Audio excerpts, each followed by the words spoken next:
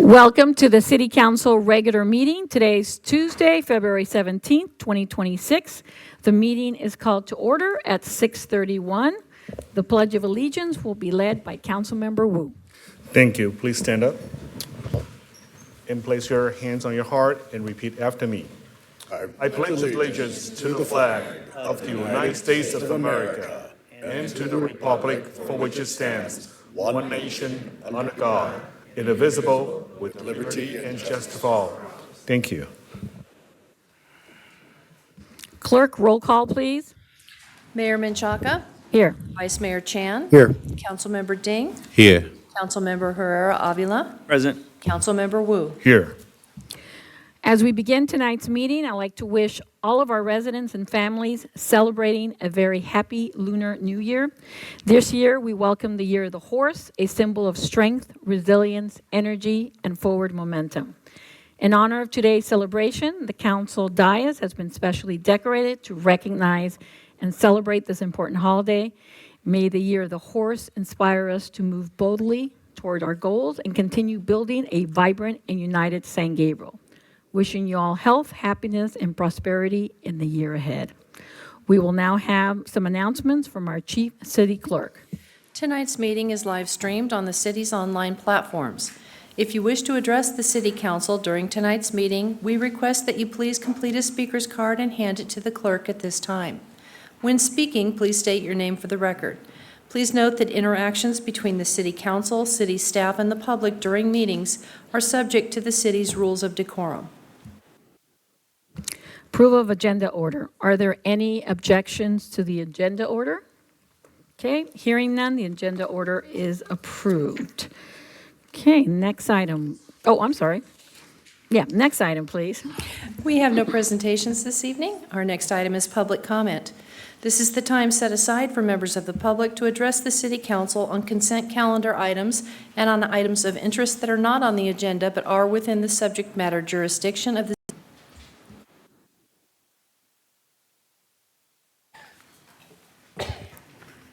Good evening. Happy New Year. All of you and I are Besiders, not outsiders, when it comes to the problem of the data center proposals in Monterey Park.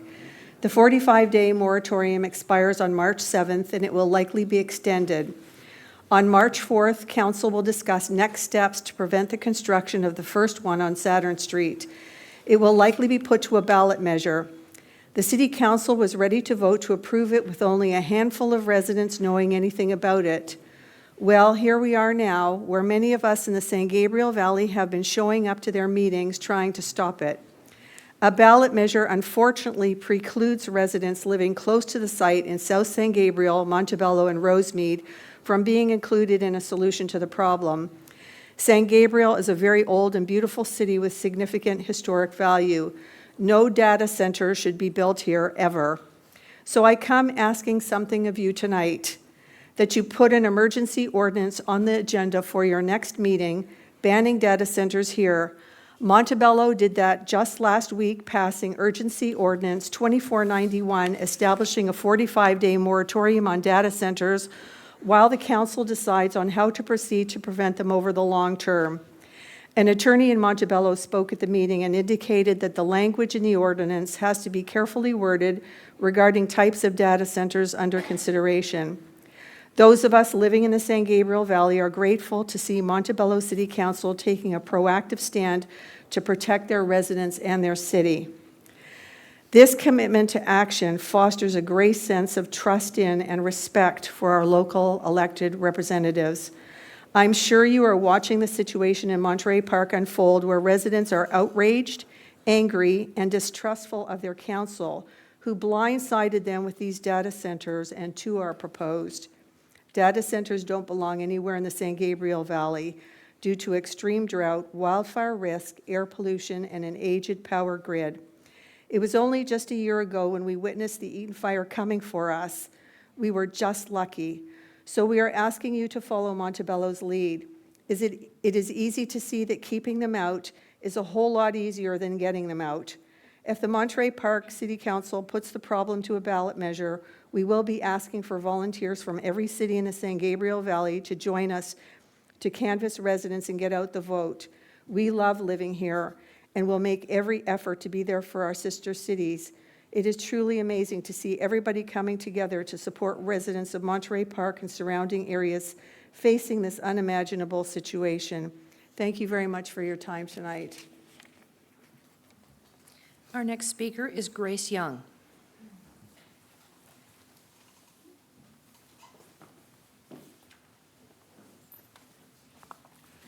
Good evening, Mayor, Vice Mayor, and the members of City Council. My name is Grace Young, the Library Manager at the St. Gabriel Library. I'm here to share some information that the library is bringing to the community. February brings in the Year of the Horse, and we are celebrating the Lunar New Year with book displays, festive events, and community gatherings. Please join the celebration and pick up a red envelope and a red bookmark at the library. In honor of African American and Black History Month, we are hosting a variety of commemorative events, including Paint Like Alma Thomas on Saturday, February 21st from 3 to 4:30 p.m., and Our Place in the Sun. We will be learning the places and the spaces that exist for African American families and creating our own Black Beaches bag. It will be held on Wednesday, February 25th from 3 to 4 p.m. Thank you. Happy Lunar New Year. 新年快乐. Our next speaker is Denise Gotch.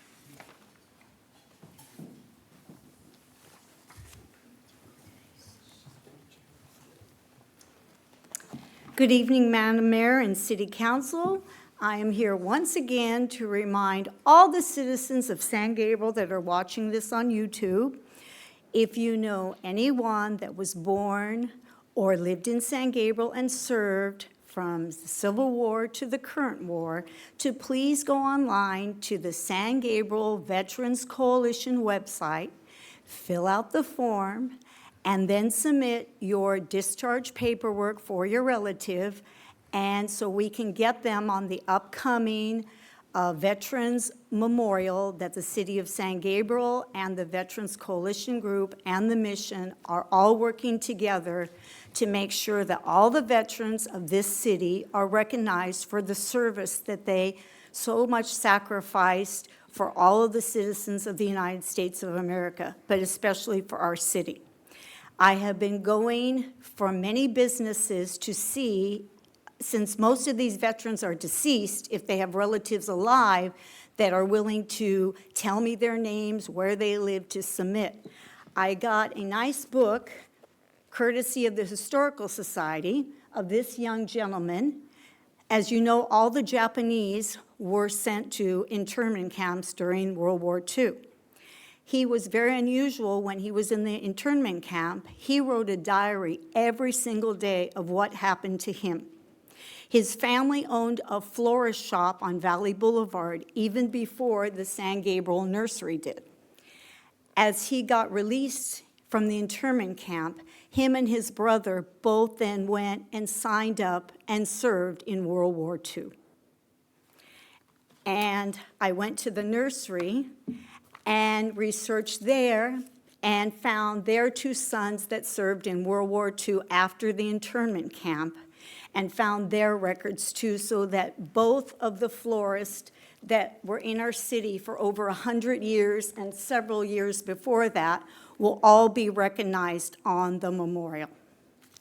So once again, the Historical Society also received several pictures of war veterans, but no name, no birth dates or no wars, so I have to research all of these. So I am begging all the citizens, we would love to have everyone on there. They so much rightly deserve to be on there, so please submit your relative in, and we will try and help you research their records. Thank you. The next speaker is Chastity Jennings Nunez.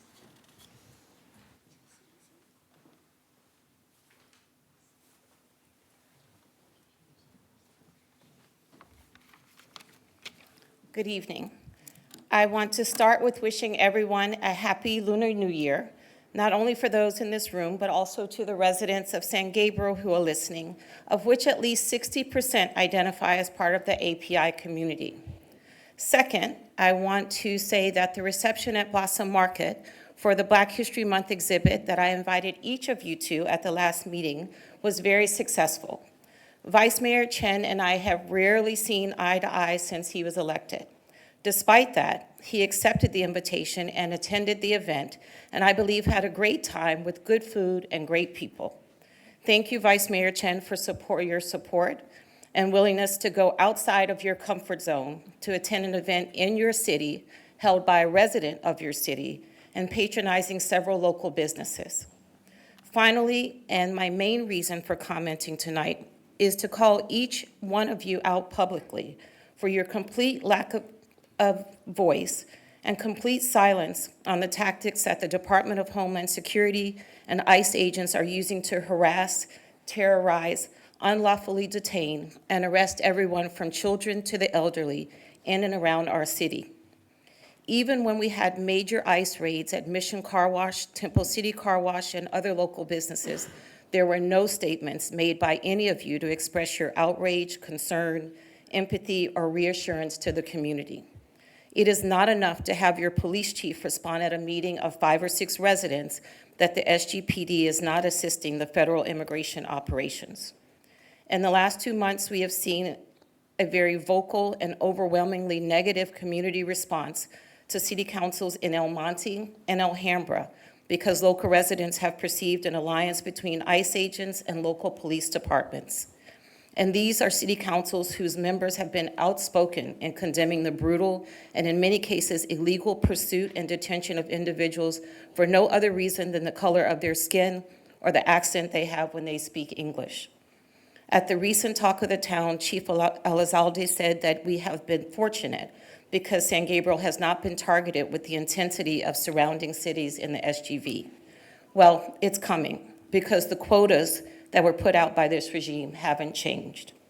So as we begin this new year, the year of not only the horse, but the fire horse, I am challenging each of you to make a bold change and to provide the residents of this city with the leadership that it needs. Find your moral compass. As Archbishop Desmond Tutu famously warned us, if you are neutral in situations of injustice, you have chosen the side of the oppressor. This is your opportunity to correct that perception or go on the record in support of the tactics that are leading to the destruction of families and death of immigrants and American citizens. Thank you. The next speaker is Mandy Liu.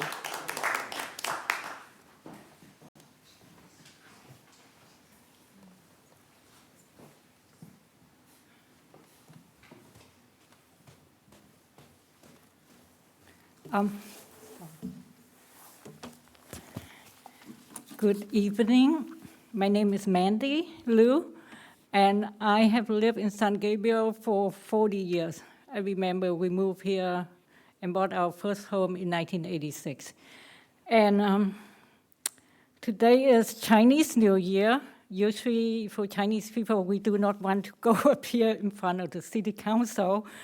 But I had to because the last few weeks have been so stressful to me that I feel if I don't do something, I could just have a stroke. Because what happened is, okay, before I go out, we get a notice from the city, code enforcement. He said that my front, the sidewalk is, the plants are too tall, and the front yard is messy. And before I go on, let me speak. When I moved to this house, there was grass, a lawn, just like a regular every other house. But I am an herbalist. I love plants. So my sister is the owner, and I told her, I do not want to plant grass. They look yellow in the summer, so I hire people to take them out and put in good dirt, layer. And at that time, I did not get any rebates or my own money, over $1,000, and I bought native, alternative grass. But they die It's about the drought, and we didn't have enough water, so they died. Anyway, so I decided instead of going back alone, I will grow some roses. But last year, I put all the roses into the ground, but I realized it's just too hot, that area, so we took them out again. So the ground looks not even, looks bad, I know, but I'm planning to, do something. So before I do it, I got this violation. So I have been working with this person. His name is Aldo, and whatever he said, he been telling me that I have to put in grass, put in a sprinkler system, hire a design company, a landscape company, and some to cut the grass. And I said, no, I want to plant a native plant. So, because I already have grass before. And he keep pushing that, and I keep objecting that. I said, the whole state of California and the city of Los Angeles have been telling us to take our turf, our grass out. Why does San Gabriel do not allow native plants? So that is when he kind of backed off, and he said, I have to speak to the planner, Christine. So when I spoke with her, Christine is very nice, very understanding. She said, oh, it's fine. And at that time, I realized my backyard has some problems. Excuse me, I'm sorry, you've already used up Okay. your time, but the city manager will direct you where you can express yourself and file a report. Okay, can I just finish? And please, I can work with anyone else except this Aldo, because he's been very rude, very unprofessional. When I work with Christine and John Gonzalez from the public work, they have been so professional, so nice, so respectful. This person, he talked down to me, he yelled at me. Okay. Okay, thank you. So just a moment, Okay. Mark. Ms. Liu, I'm sorry that you've had that experience. I would direct you or ask you to work with David Sanchez. He's in the back of the room. He'll stand up when you walk back. Okay, He thank is you. the supervisor over all of the people that you mentioned. Okay. We'll work very hard to help you through that process and make sure at the end of the day, you're able to do what you want to do, as long as it meets our codes, and we can help Yes. you with the timeframes for that. Thank you. You're very I appreciate welcome. that. The next speaker is Luis Ayala.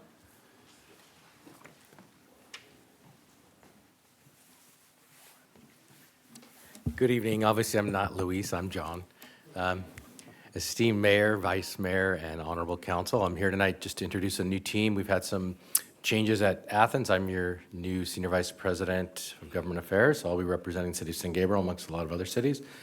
Luis is going to be your main point of contact, and we have two other team members that have been assigned. It's Brandon Stansel and Jocelyn Correa. So we have a pretty big team for San Gabriel for such a esteemed city. Just want to let Luis introduce himself, give a little background. Good evening, Mayor and City Council. Happy Lunar New Year. Just by way of introduction, I've probably been at Athens Services now for about 6 months, and I've spent about 18 years in healthcare advocacy, so I'm very much in transition from learning how to talk healthcare to learning how to talk trash.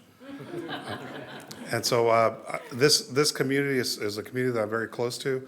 My wife and I actually got married at the San Gabriel Mission about 21, 22 years ago. And so we very much appreciate, I've got two grown kids in college, and my son spent the majority of his time practicing in a lot of the San Gabriel fields, including Gabrielino High School and behind the mission here as well. So again, I lived in Alhambra for about 16 years. I'm now in Altadena, and so I'm very much looking forward to working with each one of you and getting to know each other, and ensuring that we have the best customer service for your city, because if I don't do that, John's going to take care of me here. So thank you, good to meet you. I do have Yeah, if I can cards give some here I cards. can hand out. Good question.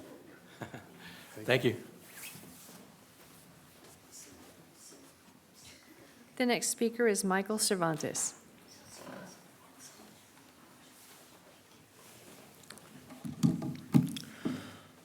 Hello, my name is Michael Cervantes, and I want to speak to you about the silent film event that's held here each year.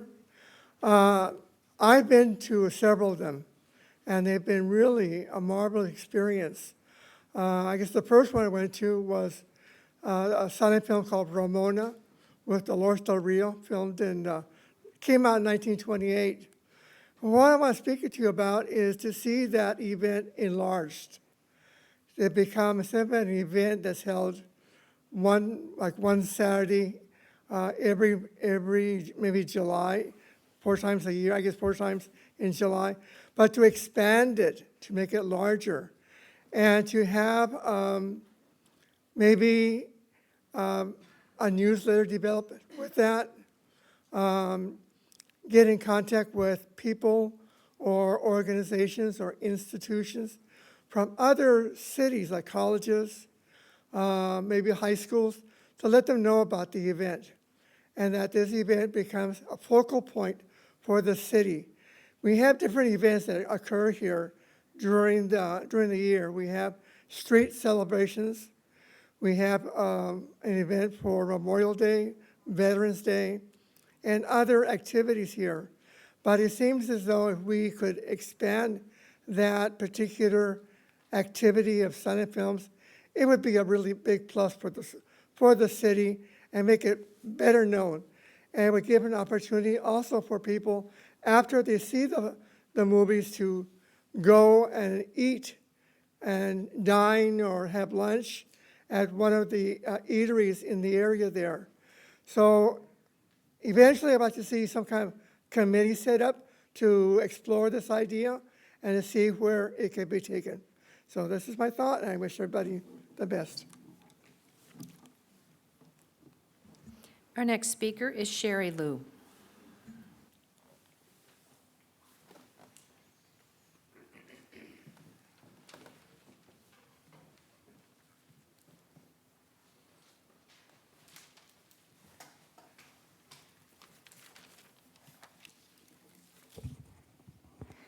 Good evening. My name is Sherry Lou, and I am the sister of Mandy Lou. Today, my issue is the same as Mandy described earlier. I'm the owner of the property, so I get a mail from the city of San Gabriel for violation of the code. And in this letter, it actually spells out that if we don't correct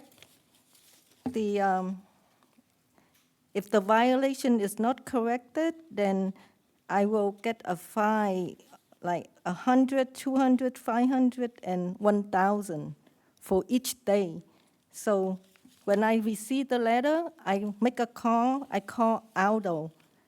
It's like his name is on the letter. So I call him and talk to him, and I ask him to give us some extension on for the cleaning up the backyard, and he said no. So I told him that because of Chinese New Year and also because Mandy, she is like the only one who lived there, and she will clean up the property. It takes time for her to clean it up, but he refused, and he told me that I have to hire people to clean it up. And if I hire people, it only takes like 2 to 3 days to finish. And I told him that I have my son helping Mandy to clean up the property. We just need more time. And he still refusing it. So he's like been very forceful and it's like inflexible to work with somebody like that. And to me, his job is to serve the people living in San Gabriel, helping us, not to give us more stress. This is like, to me, it's not a big issue, but he treated it as like we are committed to something that is seriously. So I'm here to ask the council, mayor and the councilman to grant us, like give us an extension for clean up the property, and also like switch, like we can work with somebody beside Ado. Thank you.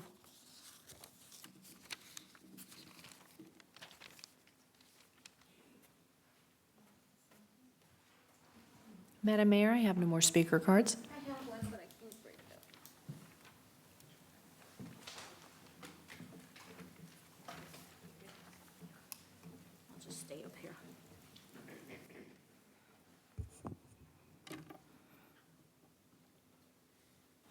Mary Garcia. Thank you. Mayor Machaca and Council, I'm here this evening because, as you see, I've been in my walker, and I've gone to visit my cousin at 1026 Euclid, and the curb is rising, and so when I'm walking from my car to get into her yard, I tripped the other day, my walker got stuck. So I'd like for someone to look into that, and I did meet Michael tonight, so I'm sure it'll get taken care of. And the other one is when I walk up my block at 1036 South Pine Street, my neighbor, theirs is starting to rise also.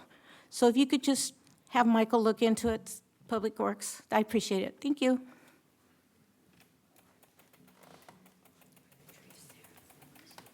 Is there anyone else? Okay. Next item, please. Consent calendar. All items listed under the consent calendar are considered routine, and recommendations will be approved in one motion unless a member of the City Council requests separate discussion. Okay. Would any council member like to pull an item for separate discussion? No? Okay. I see none. Do I have a motion to approve the consent agenda? Yes, Mayor, I will motion to approve. Okay. Do I have a second? I second. Okay, let's vote.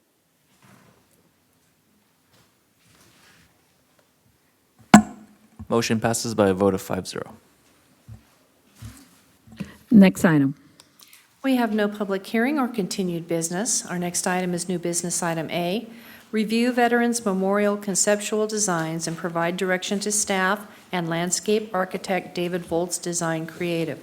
Community Services Director Perez will make the staff presentation.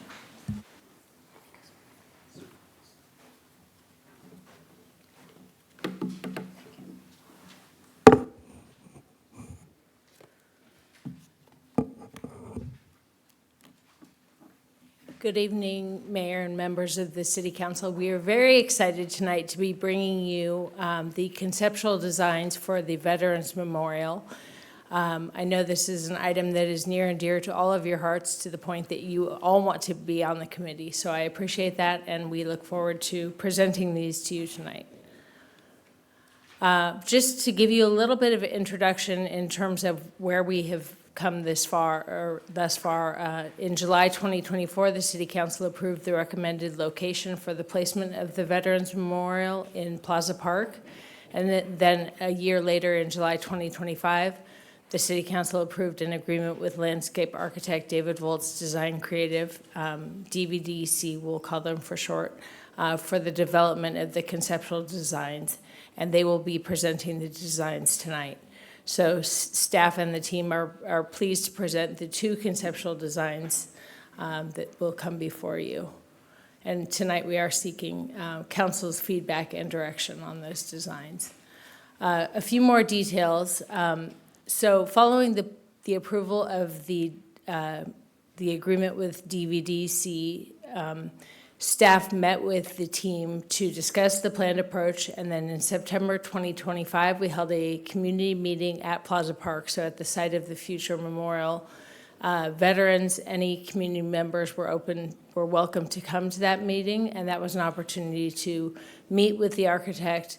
Architect presented some designs of former memorials that they have done for other agencies, and then it provided an opportunity for the veterans and those attending to speak with the team directly, which was good.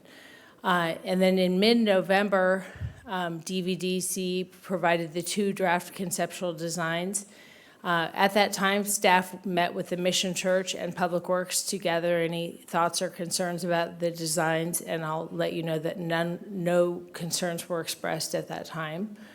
And then DVDC presented the concepts to the San Gabriel Veterans Memorial Coalition at a separate meeting, and that was held in mid-December.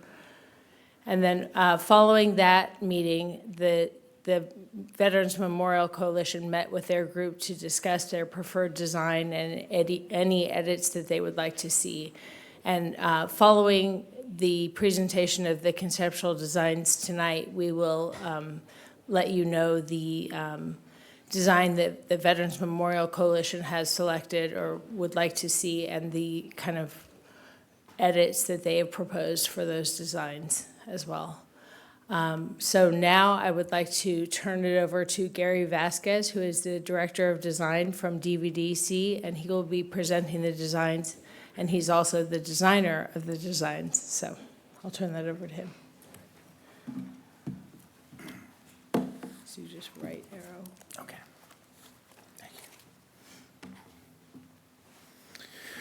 Thank you, and good evening. I am a landscape architect with DVD Creative, as Rebecca has mentioned. I'm happy tonight to share with you the two concepts that we've shared with staff as well as the Veterans Coalition. To people in the audience, to the right of me is the first option, option 1, and to the left of me is the second option, option 2. Before I get into each, a little more specifically to each of the designs, let's see. Let me get this. There you go. In meeting with the coalition early, they gave us really kind of feedback in terms of what were some of the elements they definitely wanted to see in their memorial. For example, they definitely wanted to obviously have a list of all the veterans of San Gabriel. They wanted to recognize or display the 6 branches of the military service: the Army, Marine, Air Force, Navy, Coast Guard, and Space Force. They wanted to recognize 3 gentlemen of the community that were soldiers, veterans.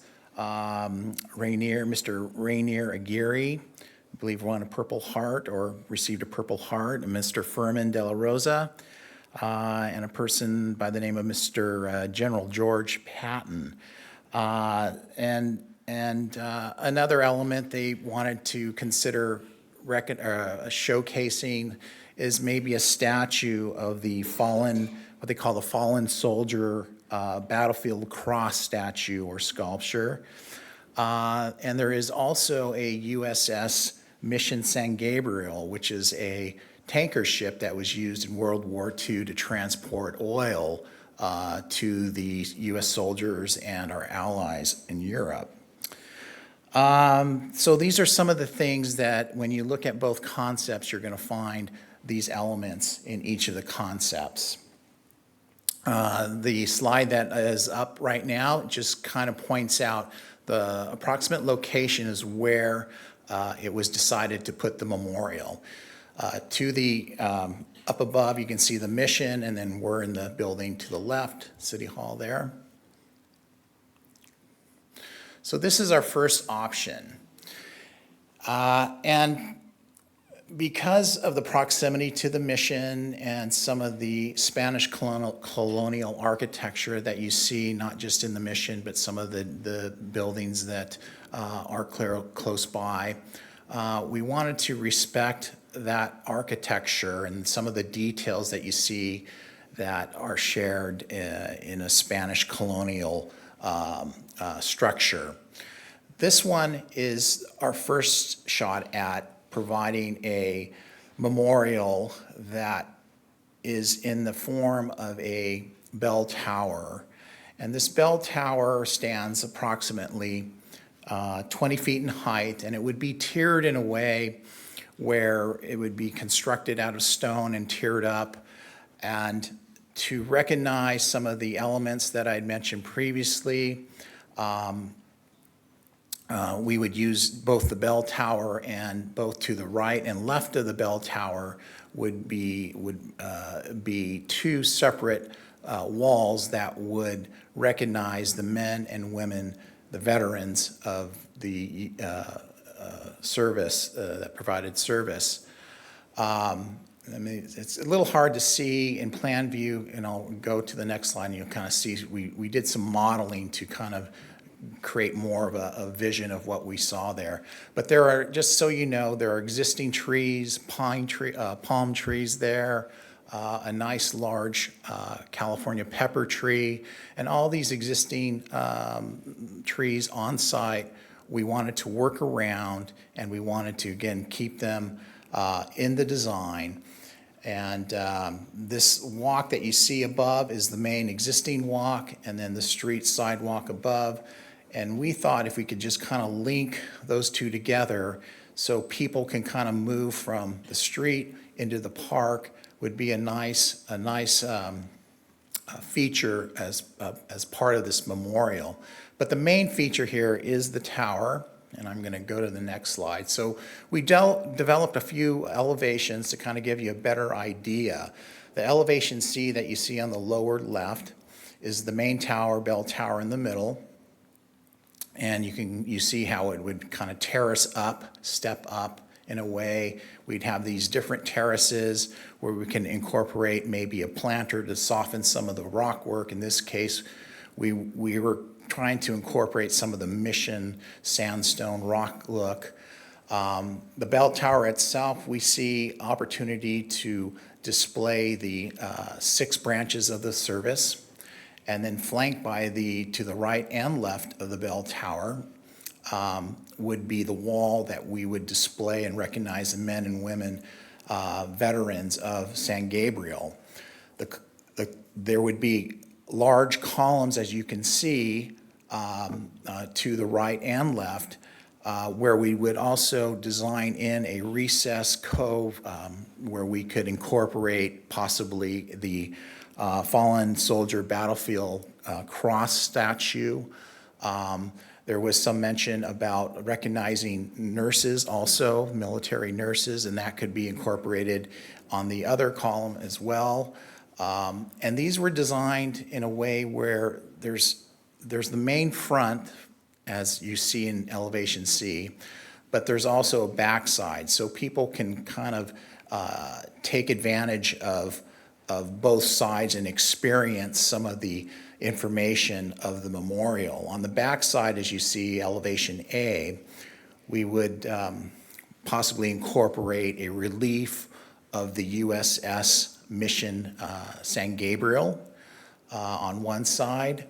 And if I go back to the tower, on your way up, it would transition from the rock to a smooth kind of Mission stucco, if you will, smooth stucco that would reflect the finish that you see on the Mission that's right across the crosswalk there. So it goes from a kind of a rough rock texture, and as you work up to the top of the bell tower, it transitions to a smooth stucco, where we'd have like a flag, not a flag on top of that, but a decorative cap. And these caps that you see on these columns here, if you take a close look at the Mission San Gabriel, these are some of the details of the column caps that you see on the Mission themselves. So we tried to pick up some of the details that were adjacent to, that are on the Mission, that we can incorporate into this memorial design. So we'd have some bench seating, as you can see, in some of the modeling that we did to the right. And you can kind of get an idea of how people would maybe move around, in this particular design, move around the column and around the memorial walls themselves. So that was the first option. The second option was really inspired, I think, by taking a closer look at the Mission San Gabriel. In the gardens of Mission San Gabriel, they have a pergola, a garden pergola. And in this plan view vision, we have this pergola that straddles the main sidewalk through the park, as well as the sidewalk along the street. And in this case, we were thinking that this pergola could be a very nice feature to connect one side of the memorial to another. And we wanted people to kind of walk through this space more as you would possibly a museum, if you will. Obviously, this would be outdoors, but you would be walking under a pergola structure, and on each side of the pergola, between the columns, you would have the main towers. You see the dashed line in the middle. That would be the main memorial, and I'll give you a better idea what that looks like in a minute. But it also provides space to display statue of the fallen soldier battle cross, recognizing some of the nurses. We have some ideas that the coalition provided us with to incorporate recognizing the nurses, as well as the USS San Gabriel ship. Both concepts, I forgot to mention, had two flagpoles. After their second meeting with the coalition and staff, it was decided maybe just one flagpole would be enough. And you probably can't see, it's that number 6 there that shows the location of the flagpoles. So, and I'll go to the next slide.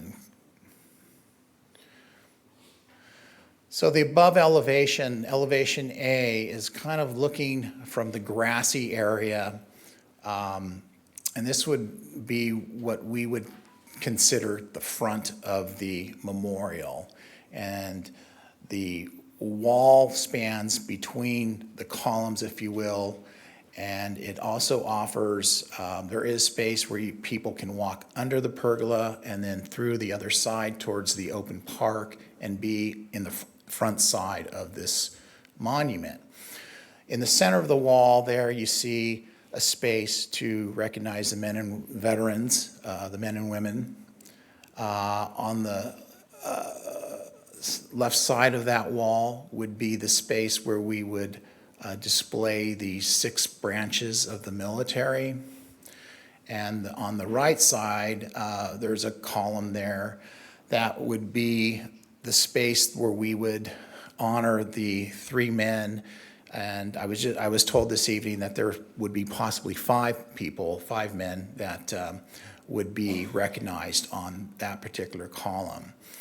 So again, this is also designed in a way where you could have a pergola structure with vines kind of growing, columns that are pick up the Spanish colonial architecture, as well as the decorative caps that reflect some of the detailing on the mission itself. But it's, again, something that can be viewed and experienced from both sides. And if you look at the lower right-hand photo, the model, that kind of gives you an idea of the feeling that we were trying to achieve. In that particular image would be actually the backside. And the coalition also has some quotes that they would like to include in the memorial itself, and we feel like that might be a good spot to do that. We'd also have plaques, also I forgot to mention, to recognize, of course, the sponsors and some of the key stakeholders of the memorial that have put the hard work in getting it to this point anyway. So let's see. It also have benches, places to sit, both in front of the memorial wall as well as behind the memorial wall. The flagpoles you can see in the upper right would be on the right-hand side of the column. And in both concepts, we wanted a space where people could walk around it, get up to it close, kind of feel, if they wanted to touch the wall, they could. We wanted to incorporate materials that reflect the Spanish colonial architecture, which is this kind of the smooth stucco and some of the mission-style rock that you see in some of the other missions throughout California. Let's see that. And again, I didn't mention the lights. Of course, any concepts we go with, we're going to really design and highlight these features at night. So it wouldn't be dark. It would be a pretty, it is an open space. It's part of a public park.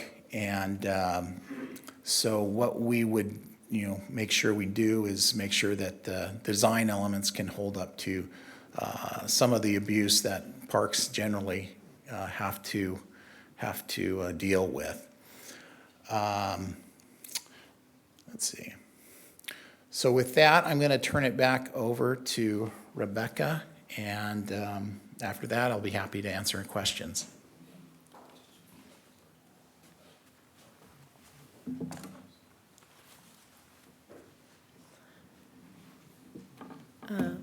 Thank you, Gary. Moving forward, we did want to tell you, as we indicated, the Veterans Memorial Coalition met with David Volz's team, and we had a meeting with staff and the architect team. The members of the coalition then met and decided that they prefer Design Concept 2, and they have the following edits that they've proposed for council's consideration. They would like to see a decrease in the height of the two towers. I will read these and then I'll go back to the designs. Place the benches further back from the memorial so that there's additional space when events are held. Have the arch of the monument be more rounded than pointy. And then on the opposite side of Statue A, the fallen soldier battlefield cross, as Gary alluded to, they would like to see a statue of a military nurse with a nursing symbol. Some more edits that they've proposed on top of the memorial where the veterans' names will be. It should have the title San Gabriel Veterans. They'd like to add additional information about the 3 veterans they would like to highlight. And I'll say, Gary, that's the first I've heard of it now being 5 individuals that they'd like to recognize. So that's the first I'm hearing of that. And that they would like to add the quotation for the monument at some location on the memorial. The soldier above all others prays for peace, for it is the soldier who must suffer and bear the deepest wounds and scars of war. And that's from General Douglas MacArthur. And then identify, this is just for the veterans' names, the contact, and this is what Denise provided to the architect, is that the veterans' contact for that is Denise Gotch. So those are the changes. I can go back to the design. So I think this is the best way to see it. So the 2 towers, if you will, they're suggesting lower those. They're suggesting rounding the design rather than having it kind of that pointed, coming to a point. They're suggesting opposite of A, which is the battlefield cross, having the nursing statue and designee there. And then, as Gary mentioned, possibly on that back side of the wall, so that's at the bottom lower right on the screen, that would be potentially where they would place a quote. So I think that covers primarily the changes that they're requesting, but they did just decide that they prefer Design 2. So tonight, we are looking for council's direction. We're not looking for approval of either of these designs. We're looking for council's direction for both for staff and for the architect team so that they can go back. And the plan would be that if council were to provide direction that is adequate for staff to move forward and the architect team to move forward, they could then come back with a proposed design, either implementing changes or edits that council has, implementing the changes that the Veterans Memorial Coalition has, and or a meld of the 2 designs if you prefer that, and then we would have a final design for your review at a future date. So I'm happy to answer any questions, and as is Gary, if you have any questions of the architect. Great. Thank you, Rebecca. Before we ask for the public comment, are there any factual questions for staff from council? If not, we can proceed. Oh, okay, Councilmember Herrera-Avila. Thank you, Mayor. For design, the first option 1, so I see a bell there. Is the bell, can we ring the bell or no? Or is it just decorative?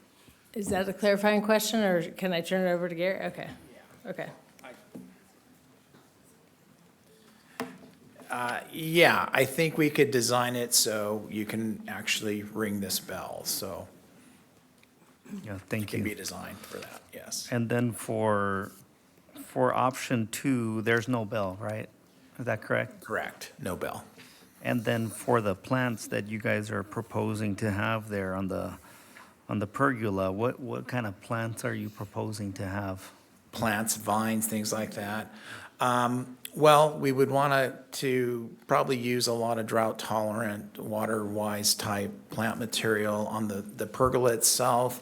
I could see, we haven't specifically chosen a specific plant, but, a California grapevine or wisteria, something like that would work, I think, really nice and look really nice on this pergola. I believe there might be I believe that's the wisteria vine that's growing on the pergola on the Mission property. Is there, and the last clarifying question, on option 2, I see 6 pillars, and is there a reason why 6 pillars? I believe the 6, let's see, 2, 4. I'm not There's sure 5 which pillars branches. you're referring to. There's 6 branches. Oh, okay. There's actually, those are columns, and they're columns that support the pergola structure. There's actually, you see 6 in the front and then be 6 in the back as well. Again, you can walk underneath the structure. The structure I see would be about 12 feet in width. Those columns would be probably spaced 10 feet apart, something like that. The column heights, I see possibly 10 feet, 10 and a half feet in height, something like that. Okay, thank you. Any other clarifying questions? Councilmember Wu? Thank you, Mayor. For a person who is more than 50 and plus, it's really hard for me to read that. But I still able to read the sentence. I just want to make sure one thing. Could you please provide a little bit more detail? What do you mean by memorial sponsors in coalition members? I know coalition members, but what is memorial sponsor here? Well, Is it CD? it's just, we wanted to make sure that there's going to be some plaque to recognize the people that made this all happen. City Council, obviously, the coalition members behind me, I imagine, would want to be recognized. If there's any sponsors, maybe they would also like to be recognized, that's all. Got it. And I'm very drawn to Conceptual, and I really appreciate the design and landscape. But you mentioned there is architectural illumination, right? Is there a lighting things during the nighttime that will be reflecting the whole monument? Yes, I mean, obviously in these, where we're at in the design, we haven't gotten into the lighting design, but part of this would be looking at how this gets lit up at night and illuminated at night. We just don't want a dark corridor there, obviously, and you want things lit up. This is a Veterans Memorial. I imagine you want things highlighted. In this case with the pergola, you're underneath the pergola. There's probably going to be some kind of accent lighting to take advantage of what we do on the rear side of these walls. So you want to highlight those. You might want to highlight any kind of sculptures or statues that get incorporated in this designs for. So that's what I was just trying to get at. We will have to design a lighting plan that I think complements and really highlights these elements. Right. I realized actually the lighting, that a good design on lighting that will be elevate the whole quality of the whole monument. Right. So will you provide additional on top of this plan with a lighting plan? Yes. Oh, correct. Yeah. Okay. When we get into the construction drawings for this, a lighting design will be part of the plan. I see. Or part of the design. So Mayor, today we are just talking about the design, nothing else, right? Okay. No vote. No Just- vote. This is the Corrections. first time, just so the public knows, this is the first time that council is looking at the design And I agree with you. That was my first comment to Mark, is I can't see this very well. You're over 50? Much so, yeah. So anyway, so I do appreciate it. That's why I kept turning, because I could see it better this way. Right. But yeah, this is the first time, but more to come, because we've already heard 8 different changes from these designs. So Right, right. we'll have another round here. Okay, that's all I have. Thank you, Mayor. Thank you. And I just had just a couple clarifying questions, because they apply to both. The first item is, are these designs made in such a way that it has room for growth? So this is supposed to be for generations, and I can't, again, Right. my mind here isn't, it's hard with these designs. Is there an opportunity to continue to add, for 50 years, 100 years? Yes. Or Well, we have to add a whole nother, there will be column or room whatever to they're- add names to this monument, this memorial. We're still trying to come up with the count. So we don't really know exactly how many names are going to be going on here. Once we do, we can figure out how many names we can get on each wall, or where we decide these names will go. so there will be empty walls. There possibly, well, you could have empty walls, or you could just have, if the names go on a bronze kind of plaque, you could just have a blank plaque there. But, so it wouldn't look empty, is what I'm saying. Yeah, because we're going to have this number is going to have to be, we have to come up with a number. But it's going yes. to continue growing. So Yeah. as long as we have empty walls, we can add, every year, every 2 years, but We as long as would there's an design opportunity. this memorial where you would be able to add additional names to the wall, Okay. for sure. Okay. Yeah. And without having to create another, wall? No, but again, you want to plan ahead, so, Okay. So as long as there's a plan to yeah. add more, because, Right, I'm right. envisioning, a lot more names. I in the imagine years to there will come. be a lot more names you'd want to add. How many, again, you could, I don't have a specific number of, That's okay. I just want to make sure there's Yeah. some foresight here, because all of us, will not be here, Right. in the future, and I want to make sure that next generation, treasures this. Sure. And continues with the work. We don't need to be here. It should kind of stand on its own. And then just one more clarifying question.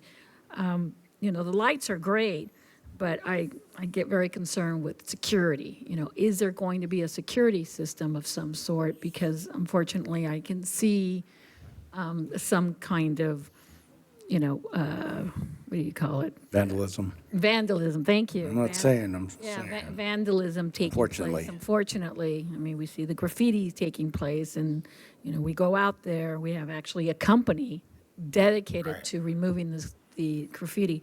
How can we protect this monument if it's so open? And rightfully so, it should be open, because it's for everybody. yeah. And it has a beautiful feel to it. It does remind me of the Mission with the vines. I mean, it's almost exact, I think, with the vines that they have. But how do we protect this? Well, a lot of it is the selection of materials that we use to construct it. There are anti-graffiti sealers that we would apply to over the finishes that go onto the memorial, the columns, the rock work, even the benches. Of course, cameras and lighting. I think when things tend to be well lit, and if you see cameras around that's a pretty good deterrent also. We would discuss this with city staff in terms of how Well, they would. our police in particular, because I know they have a lot of strategies. Yeah, for and that. the location of this memorial is obviously located close to the street. And, you can just drive by and take a quick glance and see if there's someone hanging out there. The way it's angled, you can be driving, you can drive through the park on the main sidewalk as well, but it'd be I think pretty easily to spot something going on underneath that. Yeah, because initially when you started the presentation, you mentioned how, or I think it was Rebecca, that you talked to staff and no one had any comments. So I'd like to our first responder, our police, or actually even our fire, to participate and maybe there's something they're seeing that will keep it safe, especially if you're going to have those vines. I can see fire taking place. It's the extreme, I know, but if there's better ways of doing it to prevent that type of, whether it's vandalism or fire, we should know that up front. And the security system, I mean, that would be an additional expense that the city would absorb, which is, I'm comfortable with, but we need to have it as part of the plan. Right. So that's all I had for now. I'd really like to get to public comment. So thank you so much. Okay, City Clerk, Chief City Clerk. I think Oh, do you have Councilman Ding? Oh, you had a You have a question? actual question? I have a quick. Yeah, you first. Okay. So you didn't watch me. I was watching. Nobody said anything. No, just quick clarification question about the design. And I don't know if this has been decided yet, but in the designer's mind, were we looking at having separate sections for a separate section for each branch? Is that what I'm saying? Or are we just putting the seal of each branch and then just adding names? Right. What is that? I think the idea so far is that each a seal that recognizes each branch of the military would be displayed. How we still need to work out the details with the coalition, how they want the names displayed. Okay, so that hasn't been decided That has not quite yet. been decided. Okay, just curious. Thank you. I yield. Councilmember Ding. Yeah. So the clear question, it's today just like just two options, option one, option two. So for your future design direction, right? So the future design, you have to more detail. You provide us, or just also will be discussed with the San Gabriel, their organization. And I saw you also consult with the mission, Church of Mission, Yes, right? yes, I believe So staff has talked to them. And clarify, it's not that goes through the planning commission, right? It's just the cooperate with the Memorial Korean and the mission, the Church of Mission. That's my understanding. Is that correct? Then finally come to the city council to see the more detailed information, design. I mean. Thank you, Councilman Ding. You're correct. It does not need to go to any of the commissions. The council could opt to send it to one of the commissions if you like, but ultimately it's up to the city council. We don't even have to accept the Veterans Coalition input if you don't want. I'm not suggesting that, but ultimately it's this body's decision on what that looks like. I think the coalition's been extremely helpful and I think they have good ideas, so I can't see that happening. What we're looking for tonight is exactly what you said, some input on the designs. If there was a possibility that we all, meaning you all, liked one design over the other, and we had that direction, that would be helpful. And the design team would then come back with different modifications depending on what they hear. So for example, they would come back with what it might look like to have shorter columns with rounded tops versus what's in there now, allowing you all to make that decision of which one you like better. And I'd say that as an example for any of the other changes you might be asking for. So today we don't need a vote, but it looks like later on we discuss which one option we want. Like currently, I think the coalition already suggests the option 2. So for the like deliberation, so we just like maybe we can consider what kind of element, what kind of detail should be for the future design. Is that correct? So, That's correct. It would be very helpful if we could get to one of the two options, but not necessary. okay. So for the later on the deliberation, it's based on the option 1 or option 2 to talking about. It could be. I mean, that would be the fastest method to get to a final design, but I don't want to pigeonhole the council or rush you all. Okay. When you hear what the coalition has to say, Okay. and then when you hear what each others of you have to say, if there's consensus, or it seems like there's consensus, we can move forward with that direction. We wouldn't need to vote, but we can give the architect that direction. If you need further refinement on both of these to come up with that decision, the design team is happy to do that as well. Okay, even just both the design so they can provide more detail. Is it correct? Or Correct. Because you say we don't need like a vote for which one option we need to go for. Again, unless there is a consensus, if everybody feels like option 1 is the right option, for example, or option 2 is the right option, that would save time if we came up with that. But again, I don't want to push you towards that if that's not where we're ready to go tonight. But I think if we hear what everybody has to say from the public and the council, it might become clear whether we need more refinement of both of them or just one of them. Okay, all right. Thank you, Mark. Thank you, Mayor. Thank you. If I could just add one point to that. If you'll recall, when the architect originally presented, when we approved moving forward with the architect, they indicated that oftentimes they have groups that, for example, would have some design elements from option 1, some design elements from option 2, and would like to have those blended together. So again, like Mark said, if it's not either 1 or 2, it could be potentially, we like this element from option 1, and we'd like to see that as part of option 2. So I think they are very familiar with that, with all of the memorials that they've worked on. Thank you, Rebecca. speak for Gary in That's saying good, that, more flexible. Sometimes some maybe element it's from the option 1. It's a really good fit in our option 2. So I like this idea. Maybe cooperate with our It would be better if we can narrow it down, I think. Yeah, That's my opinion. Because if we keep going back and forth, we're never going to get it done. So Okay. hopefully, For the by the end, we can kind of go 1 okay, or 2. deliberation, we can. Yep. Right. Okay. All absolutely. right. Thank you, Mayor. Thank you. Yeah. Okay, now we'll go to public comment. Chief City Clerk, do we have any public comment? We do, Madam Mayor. Our first speaker is Teresa Olivas Justiniani.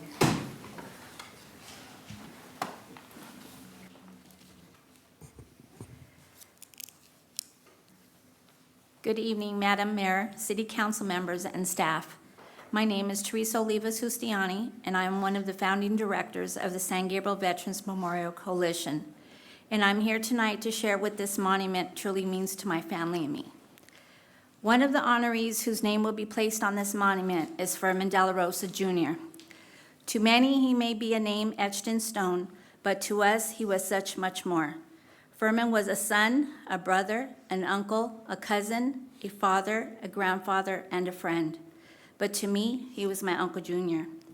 My Uncle Junior volunteered to serve his country during the Vietnam War. He grew up here, attending Lincoln School, San Gabriel High School, and later worked as a mail carrier with the United States Post Service here in North San Gabriel. He was a part of this community long before his service and remained a part of it long after. San Gabriel helped shape who he was, and he carried that sense of service in everything he did.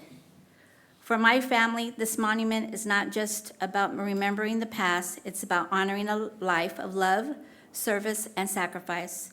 It's about giving future generations a place to learn that the people we honor were real people, with families who love them and miss them.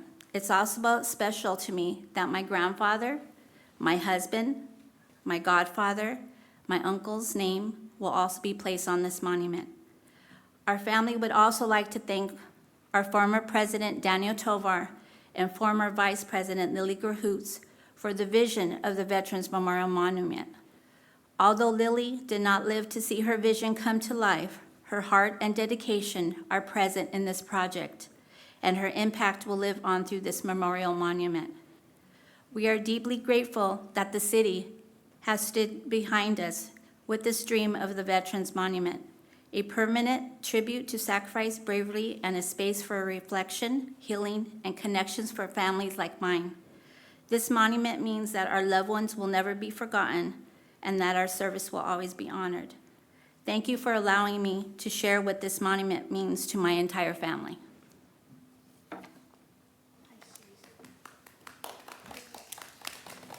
The next speaker is Michael A. Cervantes.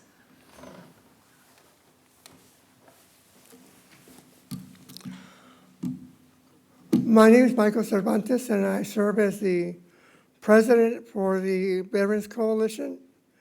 It has been a long journey for the group.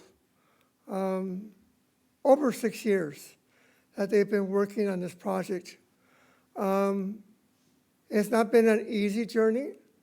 It has had its challenges. It has had hardships. We've had members who have worked on this almost day by day, trying to see it come together as something that was a dream to something that's concrete, okay? We have now almost, I believe, close to 400 names of veterans.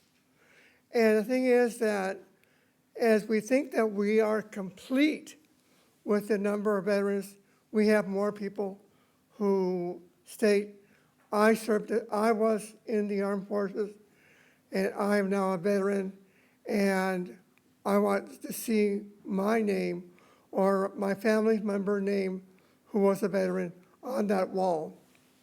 We have people who have served since before World War I to the present. And fortunately, or unfortunately, we'll still have veterans in the future. So that means we're going to have more names in years to come. Ideally, one day, there won't be any more names. There won't be any need to have more names. But in reality, that's going to still happen. We are thinking that there'll be like a stage area by the monument, so it will serve as a place for a presentation for such events as Veterans Day, Memorial Day, or any other particular event that happens in that area where people can gather together, and not only will they be there for that event, but they'll be there to see the monument as well. We're also considering that since we have at least 400 names, we're looking at a font that is serifs, not sans serif, but serif fonts. We're looking to see them to be anywhere from 3/4 to an inch in height. We want them to be recognized, and we don't want the names to be so small that people will say, well, who's that name there? So please keep those in mind, and we only hope for the best in the future. Thank you. Madam Mayor, I have no more speaker cards. Okay, thank you. Oh, Rebecca went over the corrections that we had, but I wanted to kind of go over why we did that. My father's name will be on there also, and my mother unfortunately won't be alive to see it. So as we wait here and to decide, I was hoping that today you would come to possibly a conclusion between the two so we can go on to the next phase, because as you see all these lovely gentlemen that are here today, they're hoping to see their names on the monument before, hopefully, they do not pass away. And I know it's a long project. It takes a long time when construction, building, lighting. I also mentioned I was worried since it's open, skateboarders come in that area a lot to go in and out too. There's a lot of aspects, graffiti, lighting. I agree with you on all that. And the reason why, Rebecca, we have 5 names, as you research all these names, you find more heroes amongst the veterans that should be specifically honored, that were born in San Gabriel and did a lot, and maybe got more medals or stuff, that the coalition goes through each name and we vote, yes, that they need to be separate from the whole group name to recognize those specific. I'm sure you're all aware of General Patton is one of them. And Teresa so eloquently mentioned her uncle is also one of them. The reason why we picked that we want the monument in certain sections to be round, we were trying to look at that corner, and you also see the bells that are right there, and it's more round than pointy, and we thought that would go with the monument in this area, you know, to be close by. You would see the bells that are already there, the 5, the 6 that are there. Also, the benches to move a little farther, as Michael so eloquently said, because as you're all there for every Veterans Day and Memorial Day, and you speak the council in front of it, you want the benches a little further away so you have room to talk in that specific area. Because that, I'm assuming, is going to be the area that you continue to do Veterans Day and Memorial Day. And specifically, to say San Gabriel veterans on top of the memorial so everyone knows that if your name is on there, you did live and were born in San Gabriel. As to separating the veterans, you would have more of them for World War II than you would have for World War I or Civil War or Korea and Vietnam, and that probably wouldn't look appropriate that you have a whole bunch of names here and only 2 or 3 there and 4 or 5, so we thought we'd combine them all together to give the respect and put them in alphabetical order all together, except those 5 specific veterans that deserve the special recognition.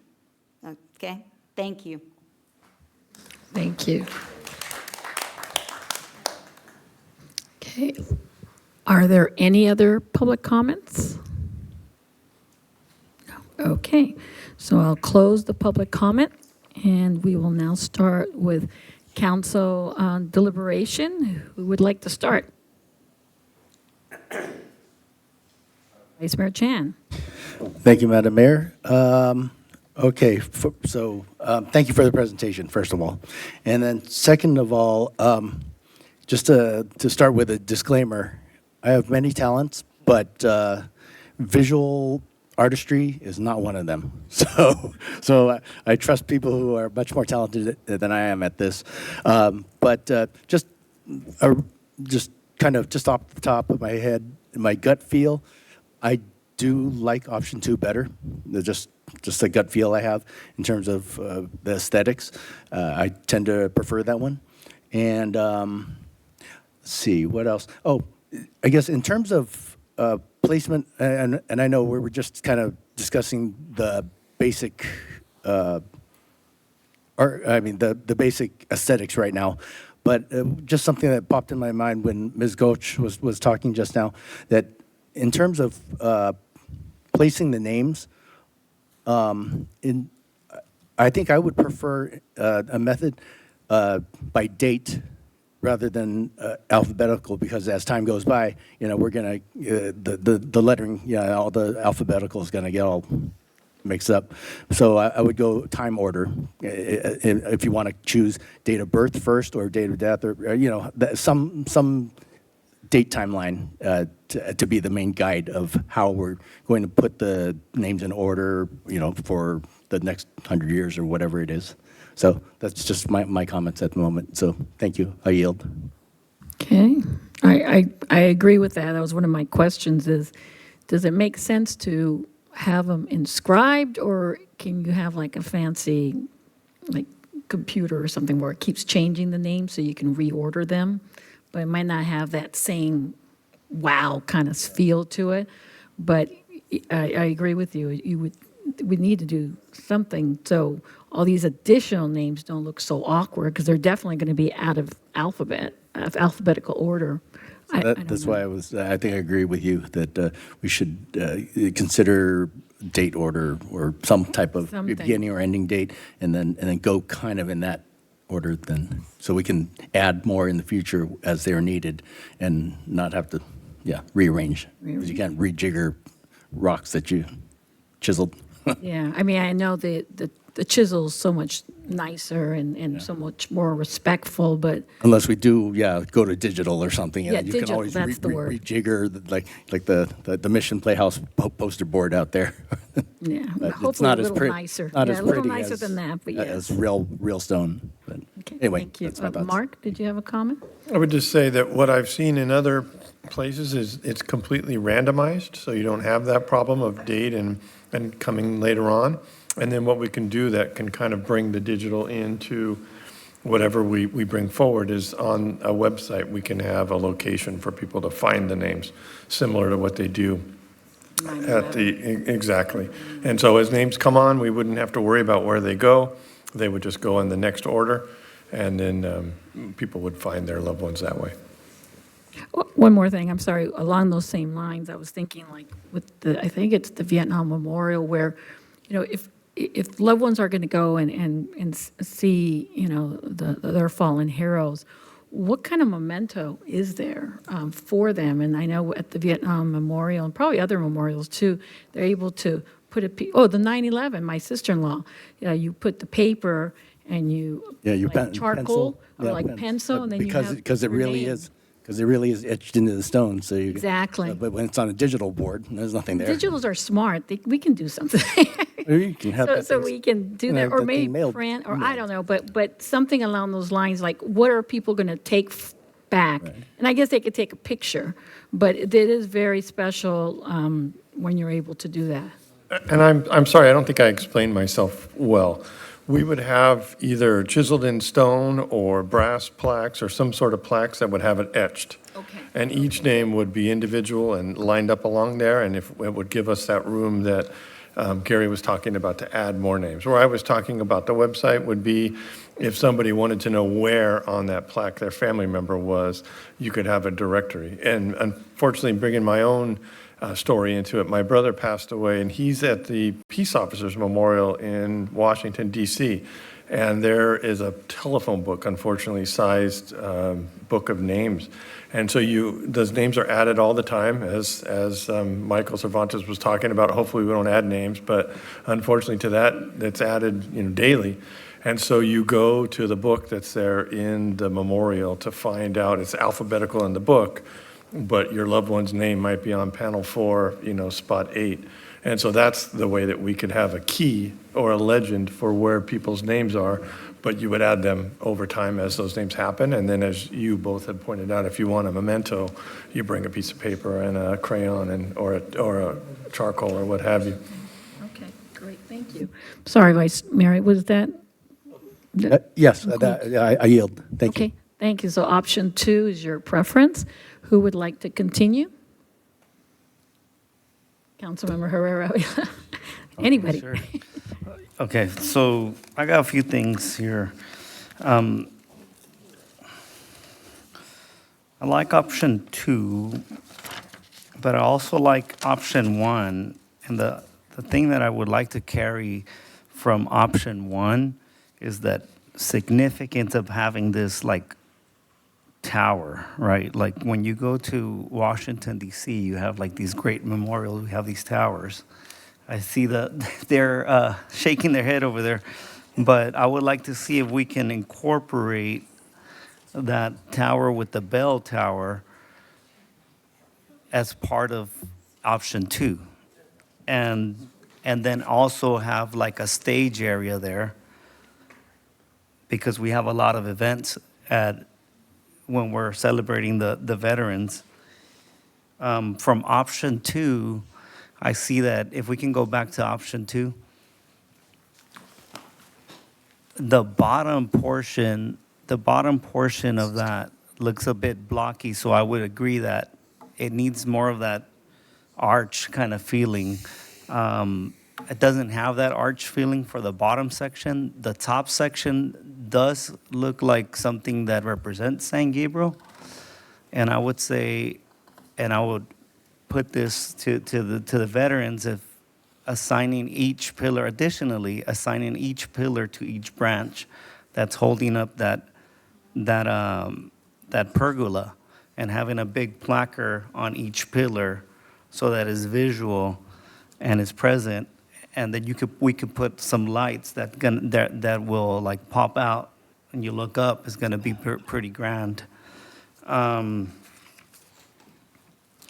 addition, for the benches, I mean, I would like to see a stage area that could at least fit a canopy in case it rains, so that we can house whoever we want to house up there, and then provide a little bit more space so that we can have the chairs in the bottom. I know we have a few benches there. I think it would be an interesting idea I see like 3 benches, maybe having 4 benches that are going to be concrete in there permanently, but shaping them as a fighter plane wings. So you'll be sitting on wings, like a plane that has 2 wings on the front and 2 in the back. I think it will be kind of an interesting concept to have. I mean, it's something that we can create with the cement, and it wouldn't be so grand. I think it should be not that hard to do. Other than that, I kind of like the idea of having something digital too, like a digital screen or something that could be playing.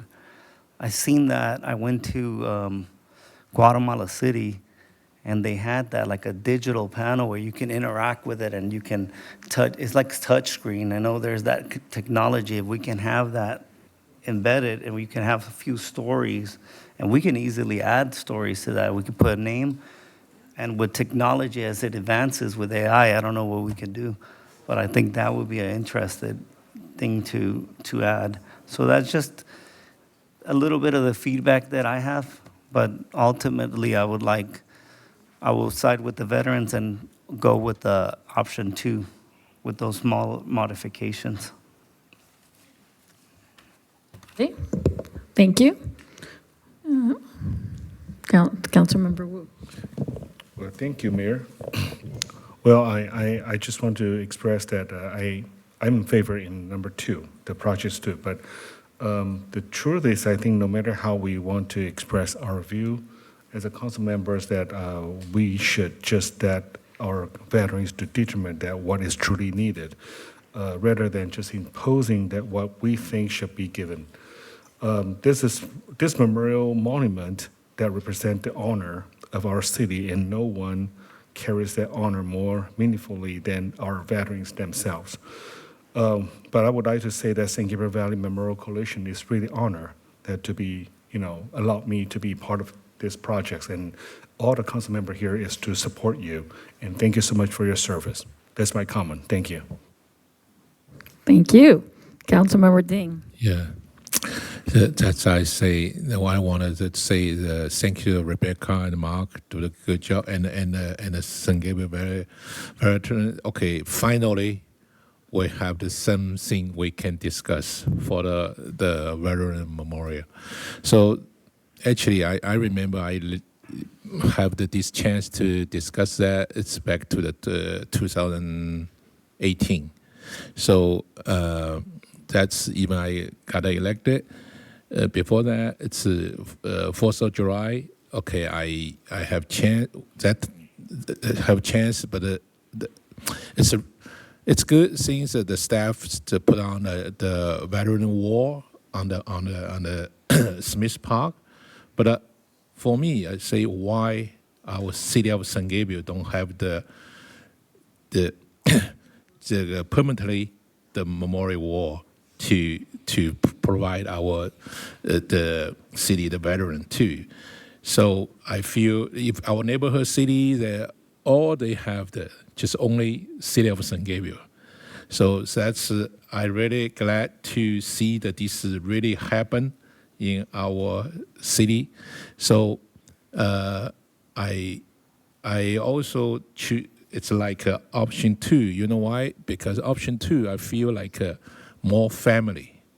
You have the kids or elder people. They easily use the. I think it's called pergola, it's really designed. It's even your summertime, all winter time. It's good for the family to have the rest here and the memory.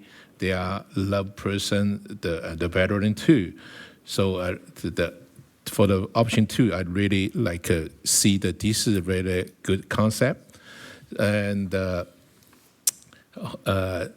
then I wanted to know it's based on the Plaza Park. It's a lot of I still have a lot of questions. Okay, the Plaza Park. It's based on so how many square footage and how many square footage you used for the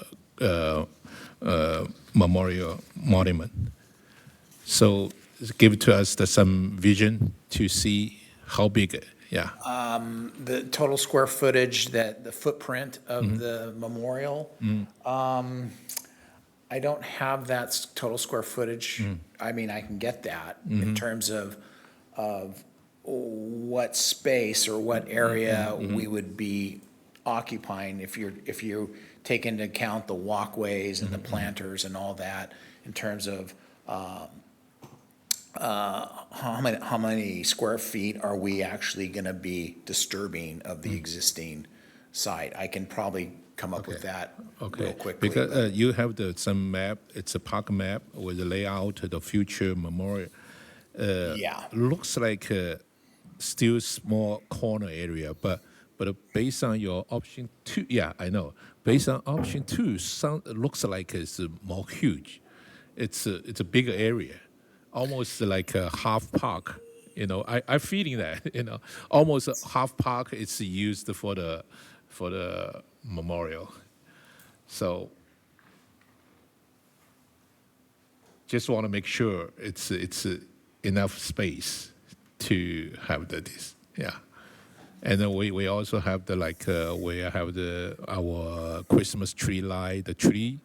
We don't want to touch that too, right? So it's for the few. And I'm just estimating if you were to go from the left side, the sidewalk, to the walkway on the other side, that length would probably be about 80, 90 feet. 80, 90 feet, okay. Linear feet, distance-wise. Okay. Yeah. Okay, so actually not really way. It looks like it's a huge area, right? It's okay. Yeah. Okay. So that's why I wanted the more detailed design. Is it for the future you have the more detailed design? Is it possible you can do the new technology, the 3D, give it to us the more idea? Yeah, the three-dimensional, the modeling really does, I guess, tell the story, I guess. Okay. A little easier to make. At this scale, even at this scale, it is a big scale in plan view, but it's hard to pick up in this case where you have a lot of detailing and detailed elements. It really helps to see them in 3D as you model them. So okay, so we will do that. If you have this direction, you can do the 3D. It's more ideally okay. Yeah. All right. So I like the San Gabriel Veteran Corporation. They say they put on the San Gabriel Veteran, but my question is how do we define San Gabriel the veteran? So it's based on they served the time, or that's the question for the that's the question for the coalition to decide and how coalition. The question is they had to have been born in the city of San Gabriel, or they had to have lived in the city of San Gabriel. So not based on they served the time, right? It's maybe they say a veteran and then later on they retire from the army and then come to our city. Most of the veterans, there are several of them that were born in San Gabriel. Then they would register in LA County, because this is LA County. Then they would serve in World War I or World War II or Vietnam or Korea. And then they would stay in the city. Other ones have been born in another city, but have lived in this city for 50, 60, 40, 30-some years. Okay. So does that kind of answer your question? And every single veteran that we have, they fill out the application online, and then I have to have proof that they served in the war. So they have to Okay. give me what is known as a DD-214. That shows you that they honorably served and were discharged. And on those papers, I'm looking for the city of San Gabriel. If they say I lived in San Gabriel, then I go look at the 1920 census, 30 census, 40 census, 50 census is up to date to see that they lived in San Gabriel. Yeah. So, River, the question is, some will serve the Army or Navy, they discharge it, and before they're not born in our city, before they did not live in our city, but after then they moved to our city of San Gabriel, still qualified, right? Correct. Okay, good. Okay. Yeah, it's a more broad. Just like all the veterans that I explained that were Japanese. They were Okay. all in the internment camps, Okay, okay? But before those internment camps, they lived in the city of San Gabriel. okay. Some of them chose not to live in San Gabriel after the internment camps, but the majority that I have found not only got out of the internment camps, they served and came back to the city of San Gabriel. Yeah, good. So very simple. It's any veteran. It's related to the Born in San Gabriel or lived in San Gabriel for they- many, many years. San Gabriel. It's The okay. city of San Gabriel. All right. If good. you had nothing to do with San Gabriel, then you cannot be on that monument. Okay. And in answer to your question on the dates, when they register, it's the dates by the war, because if you served in World War I, that'd be 41 to 45, if you served in Korea. So if we're putting the names on there, putting the dates, that's a long way to go across the way. If you go to the Vietnam veteran, or you go to the World War II veteran, or the World War I veteran, or the Korea veteran, most of them have them in alphabetical order. Then you go there and they'll tell you they're on panel 1 or panel 2 or panel 3 or panel 4. It's up to you if you want to make the correction when you put the emblems there, and or you can make a distinction. World War I was this year to that year, World War II was this year to that year. You could do that. But most of the veterans, there's so many of them have so many medals. We're even contemplating on each name putting the different medals, if they got Bronze Star, Silver Star, but that becomes too much.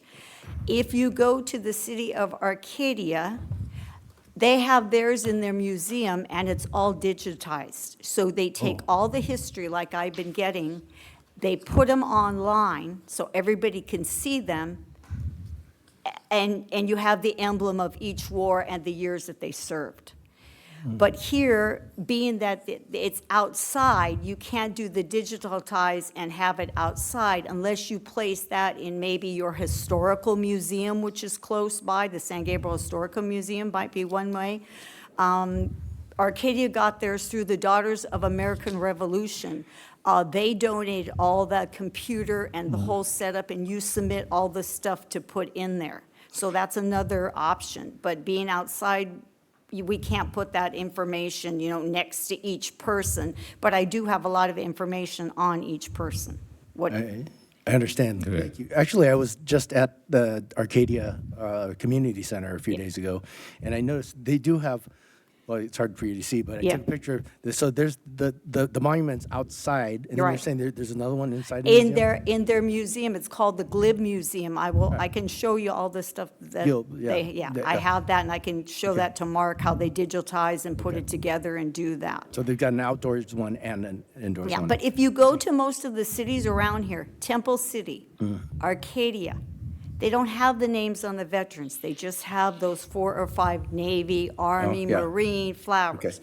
So even though San Gabriel has taken a long time to do this, you'll be a unique city by actually adding your citizens on there that really served. I like it. Monterey Park has some in the front of their city hall. But this one will be so unique because you will have all of them on there.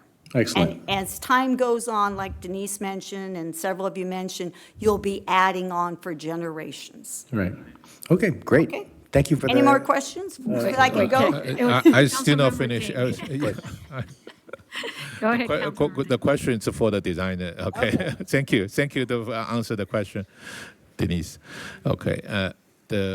So we already everybody talking about digitalized. So can you when you do the design, so maybe you can think about it. It's use the big screen or just smaller iPad to let the people they go to the even outside they can search the right away. So that's it's possible, and also I think this cause our safety problem too if we put on the screen on outside. So that's how do we. I think I like the digital, the idea. So it's easy to the people to go there to see the name. They can search right away. They don't need to go to the our website something, right? If we can provide it because it's already new technology, Yeah. Well, I think that's probably doable. I think you need to. I personally would need to do some research on how to incorporate that. I think you need to think about that this will be outdoors in a park, and subject to, Actually, first of all, if we have big screen, even you can. So how it's even we can put on some with a history like San Gabriel Veteran Corporation, how they put on this kind of movement. That's a part of the history. We can use the digitalized to tell the future residents they know that, right? How we make this happen, right? And by the way, it's if you talk, it's also the technology. So if you have the name, you can help them to see where their location located.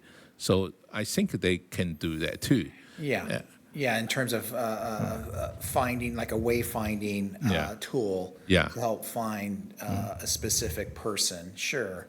I'm not. I'd have to understand a little bit more about this big screen thing you're talking about. How big is it? What information do you want on there? That type of thing. I imagine something a little bit smaller that would probably be a little bit more appropriate for this rather than a large screen with names and things on it. That might be subject to vandalism. But even maybe a QR code so people could go on their phone. QR code, And bingo, we're done. That's true. But why I say the bigger screen? Maybe it's for some veteran, the senior person. It's hard to see. Today we hard to read it to small character. It'll be a big QR code. We can discuss that with staff and see if that's something we can incorporate into. But we can let them flush that out later. The question is if we already have this direction, that if it looks like most. I still haven't spoken. I just asking if we have this direction, so how long you can provide the more detailed design? I think we could probably have something within 2 weeks. 2 weeks, updated, wow. Okay. Design. I know we have these two, and we've had the input from the coalition. So even back at our studios, we've been thinking about how to add those into the design. So I would say 2 to 3 weeks to be on the safe side. Okay, all right. The design come out. It's very important for us. Also, is how much the cost, right? We'll talk about that later. But I just want to add on this when they design should be considered about that too, right?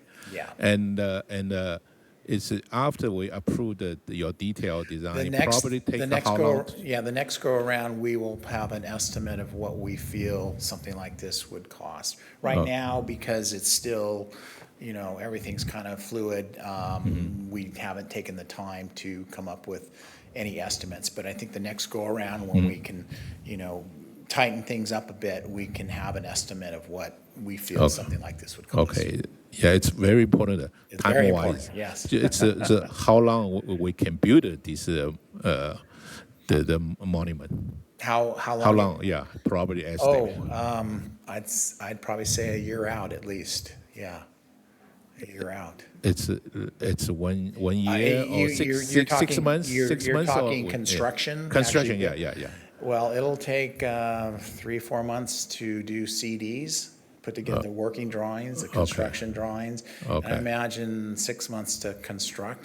You know, anywhere from 4 months would be pretty fast. I'd say 6 months. So roughly estimate like 1 year. I would say about a year. Okay. Yeah. All right. I think the very courageous want to see ASAP, right? to get it right. Yeah. They've waited this long, so. Okay. Yeah. Okay. If we could speed it up, we'd be happy to try to do what we can. But all right. yeah. Okay. Thank you. Thank you. Mayor. Great, thank you. So I think the consensus I'm hearing is option 2 with the modifications that were mentioned earlier. I can't sign on to those things on the bench. I like the way it is. I think it's a solemn place. It's a respectful place. But I think the consensus is option 2 with any modifications. We did talk about digital, which needs to be looked at.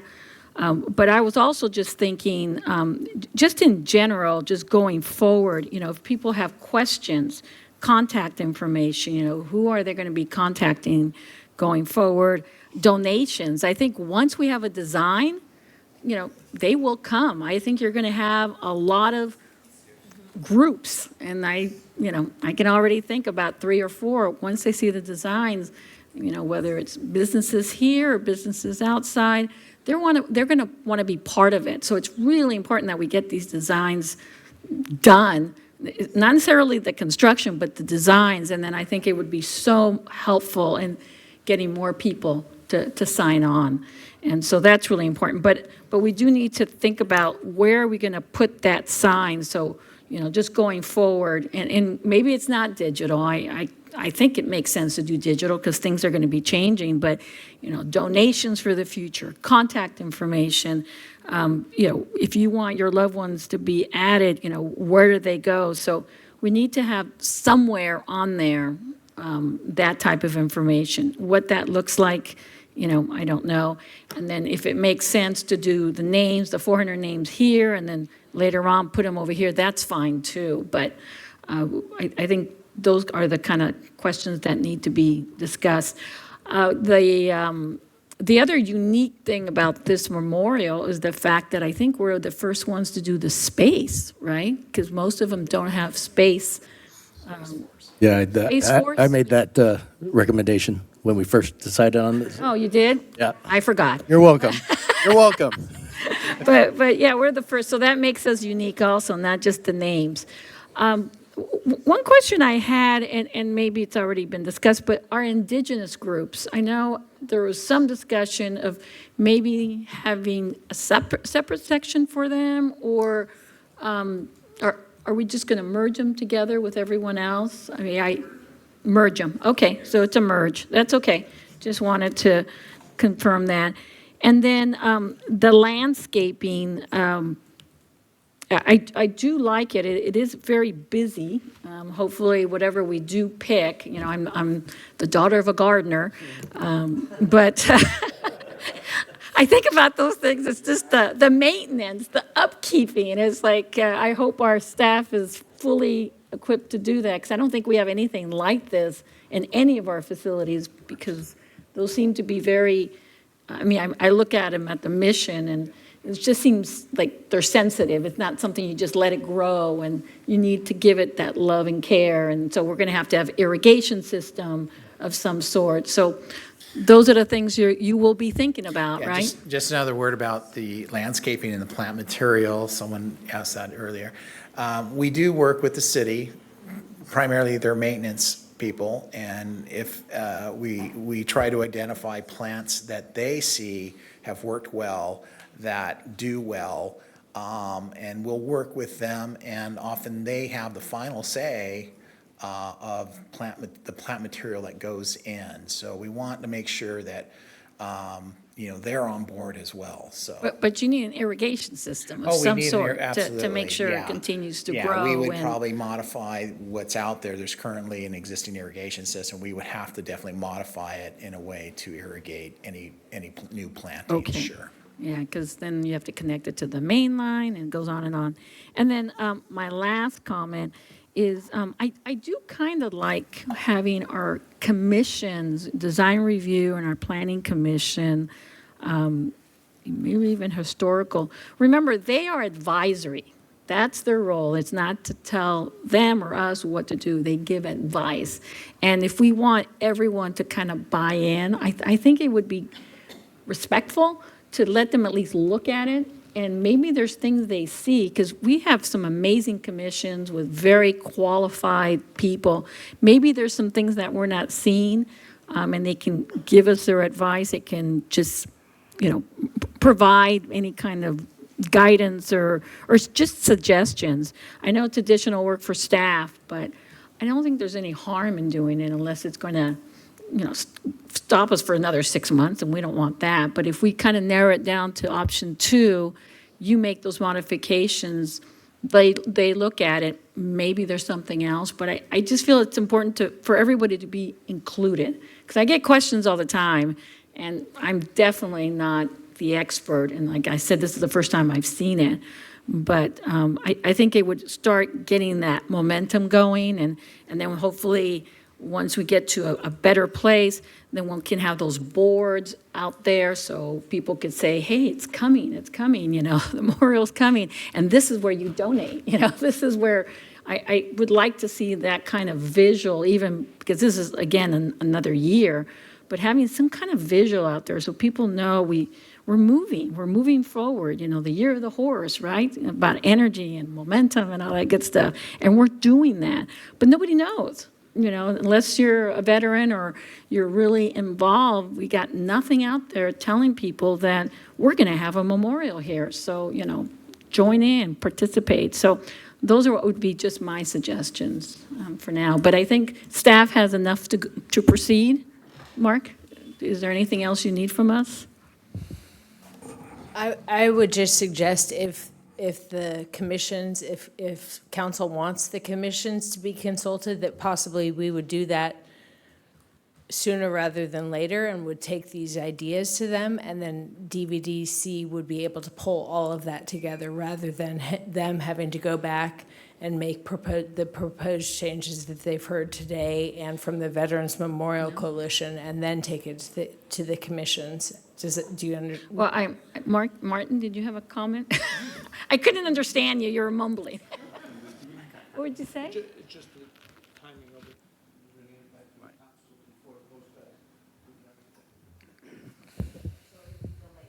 It will.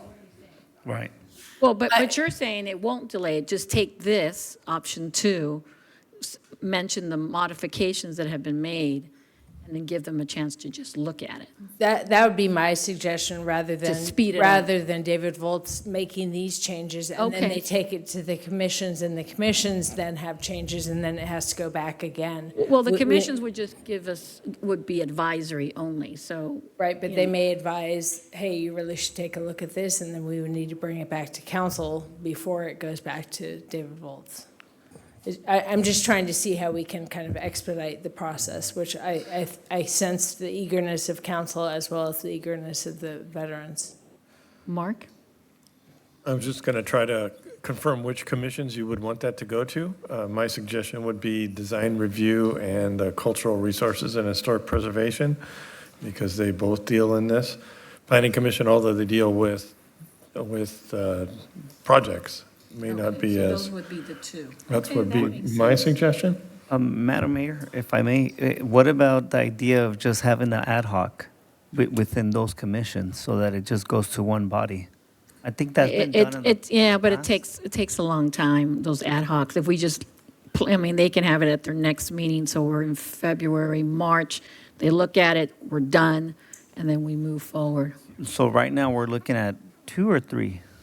My suggestion would be 2. As Rebecca said, we would bring this design, get feedback. I don't think we'd have to go back to council. We'll give that feedback to David Volz Designs, and they can put that into the final we bring to council, unless there's something that we absolutely don't think council would want to see, and we can have that as either a separate design or just input when we get back to council. So I think we can do it in a way that speeds it up. It's not going to be fast. I don't want to oversell this. It's going to Well, be but if you just use this one, tell them about the modifications, it could be on the agenda in March. I mean, we're not talking about additional committees or additional work, per se. That's right. So March or April, it would be on those commissions and then back to the council sometime after that. Yeah, Madam Does Mayor. that a layer. Yeah. Madam Mayor, I would support that, because then that way they can feel like they're being part of this process. You support the 2? 2.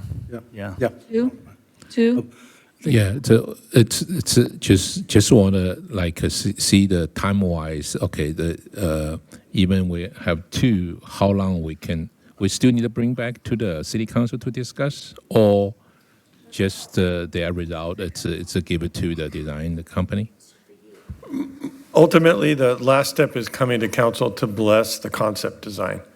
And so the path we're going forward with now would be David Volz and his team would go back and start to make the changes they've heard today.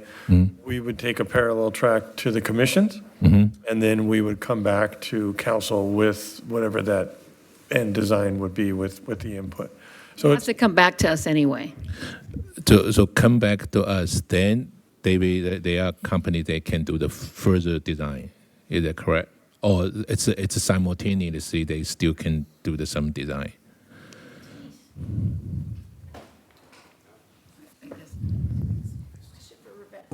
I would suggest if council is okay with the recommendations that the coalition has made, and we can take any comments that you guys have made tonight and take that to the commission, and if the commission is in agreement with those, if there are additional changes that the commissions have or recommendations that the commissions have, we could potentially do that offline rather than in a public meeting and send those to council, and then David Volz can do their, I don't know if Martin's looking concerned by that.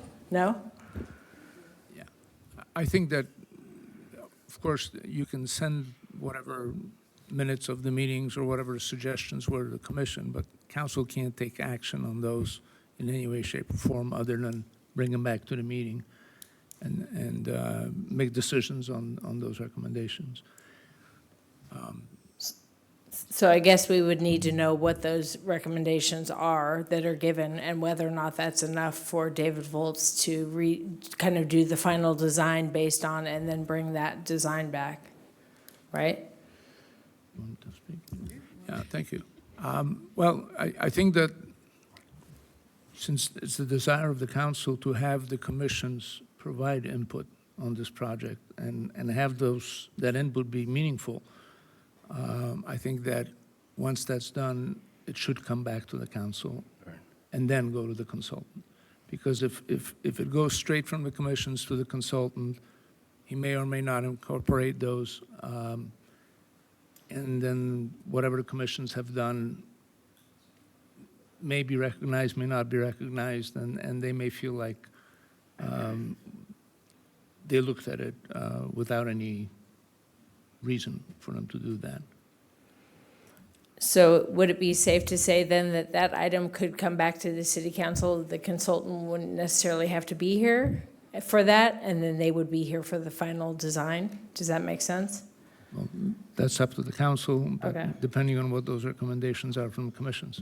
I think, Madam Mayor, I'm sorry to butt in, if you'll give staff a little discretion on how this process goes, depending on what we hear back from the commissions, because I'd hate to set a process that we promised to bring back or not bring back, and then it turns out the designs are very minimal changes, and we think the council will approve them, and we can just have the architect incorporate them, or vice versa. If the changes are so drastic, I'd hate to waste time on making those changes. I'd bring it back to council right away and say, you need to be the arbitrator of where this goes. So I think we have the idea of what you're looking for, And if you'll give us some discretion, we'll try to get it back to the council as quickly as possible in a format that you all will want to move forward on.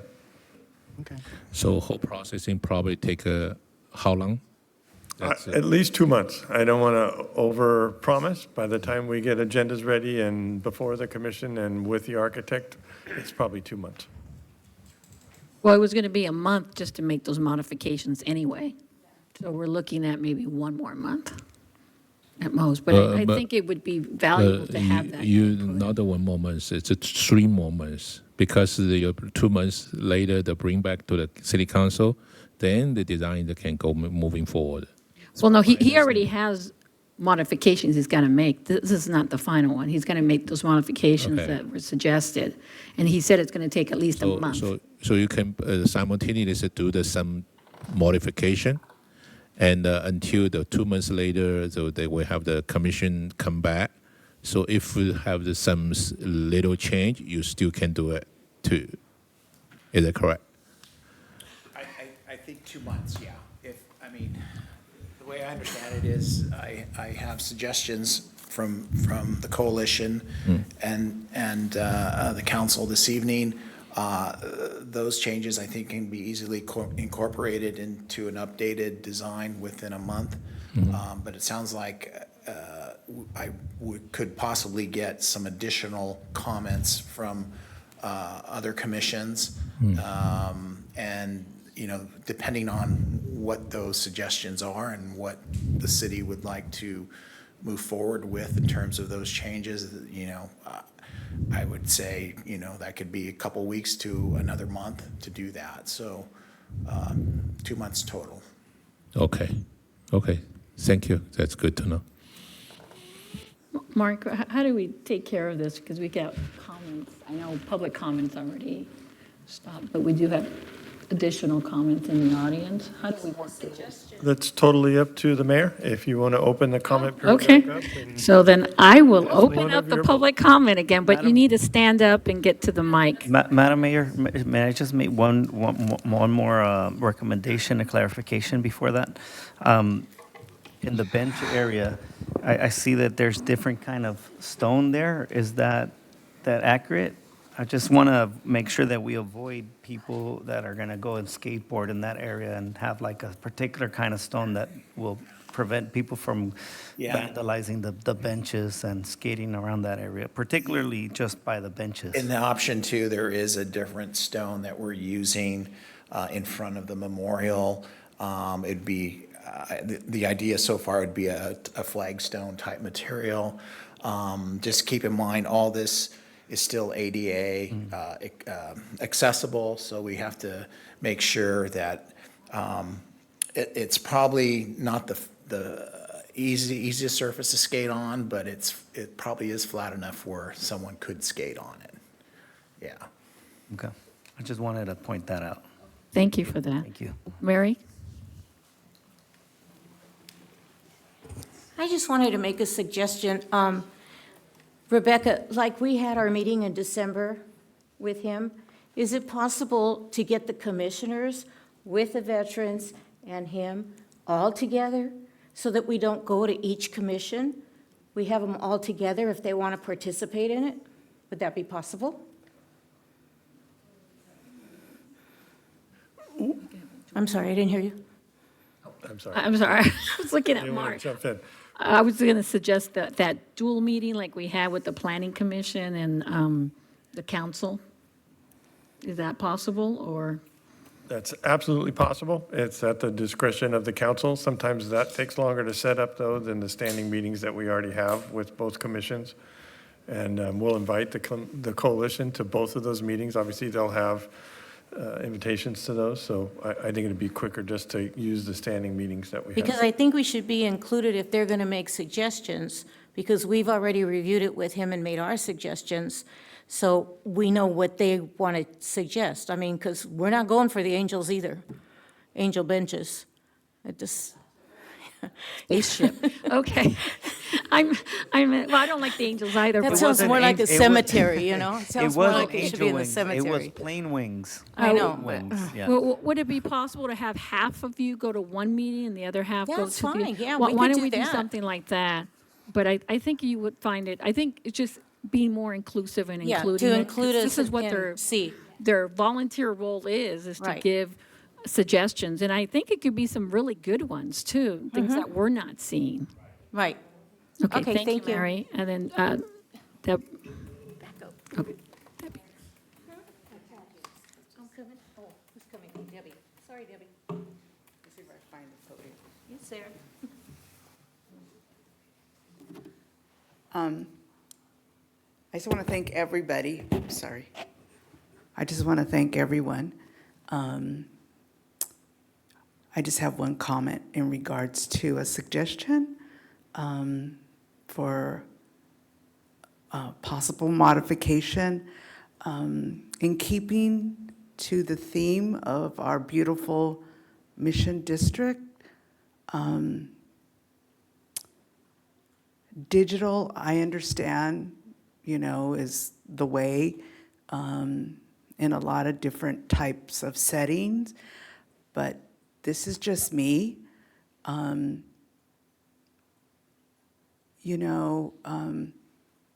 When I see something electronic in front of this beautiful San Gabriel Mission, it's just hard to see flashing lights or the scrolling of names and, against that backdrop of the San Gabriel Mission. And I understand it's the way and it's easier to view for folks, but, just the thought of having like a billboard or something, illuminated like that, I'm thinking of, the billboards down the Sunset Strip or Vegas, and I don't want it to take away from the beautiful San Gabriel Mission, I remember everyone said, we got to keep this Veterans Memorial in the style of our San Gabriel Mission, the flavor, the feeling, the vibe, and just having a digital whatever size there, I think, kind of takes away from how unique our city is, and I get goosebumps just thinking about it. And I'm sorry, I am passionate about our veterans, and I love this little town, San Gabriel, and I'm sorry. But, I know the future, there's a lot of changes, but we need to embrace this town, and we can't lose the flavor of what we have at that little plaza park in front of that church, in front of where everything happened and everything started, So yeah, just having the beautiful little lights illuminating the names and the flag, I think is great. Thank you. Thank you. Thank you. Carlos or Michael? Oh, okay. I saw Carlos's hand.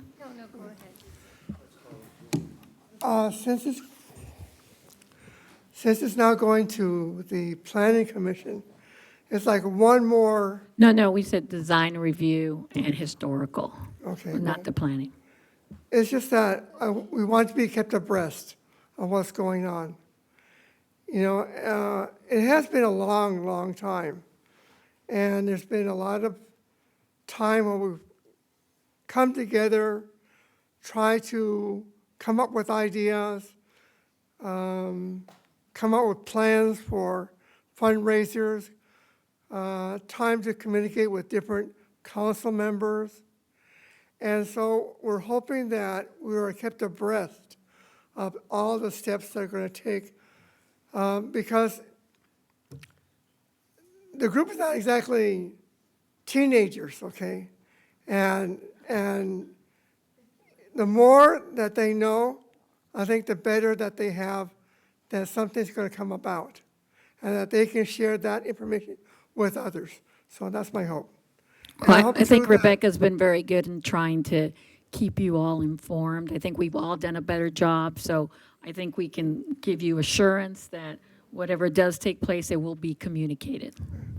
I hope that the architects, I wish them well with their proposed concept drawings. And I wish also to thank Rebecca Perez for her serving as a liaison between ourselves and the city.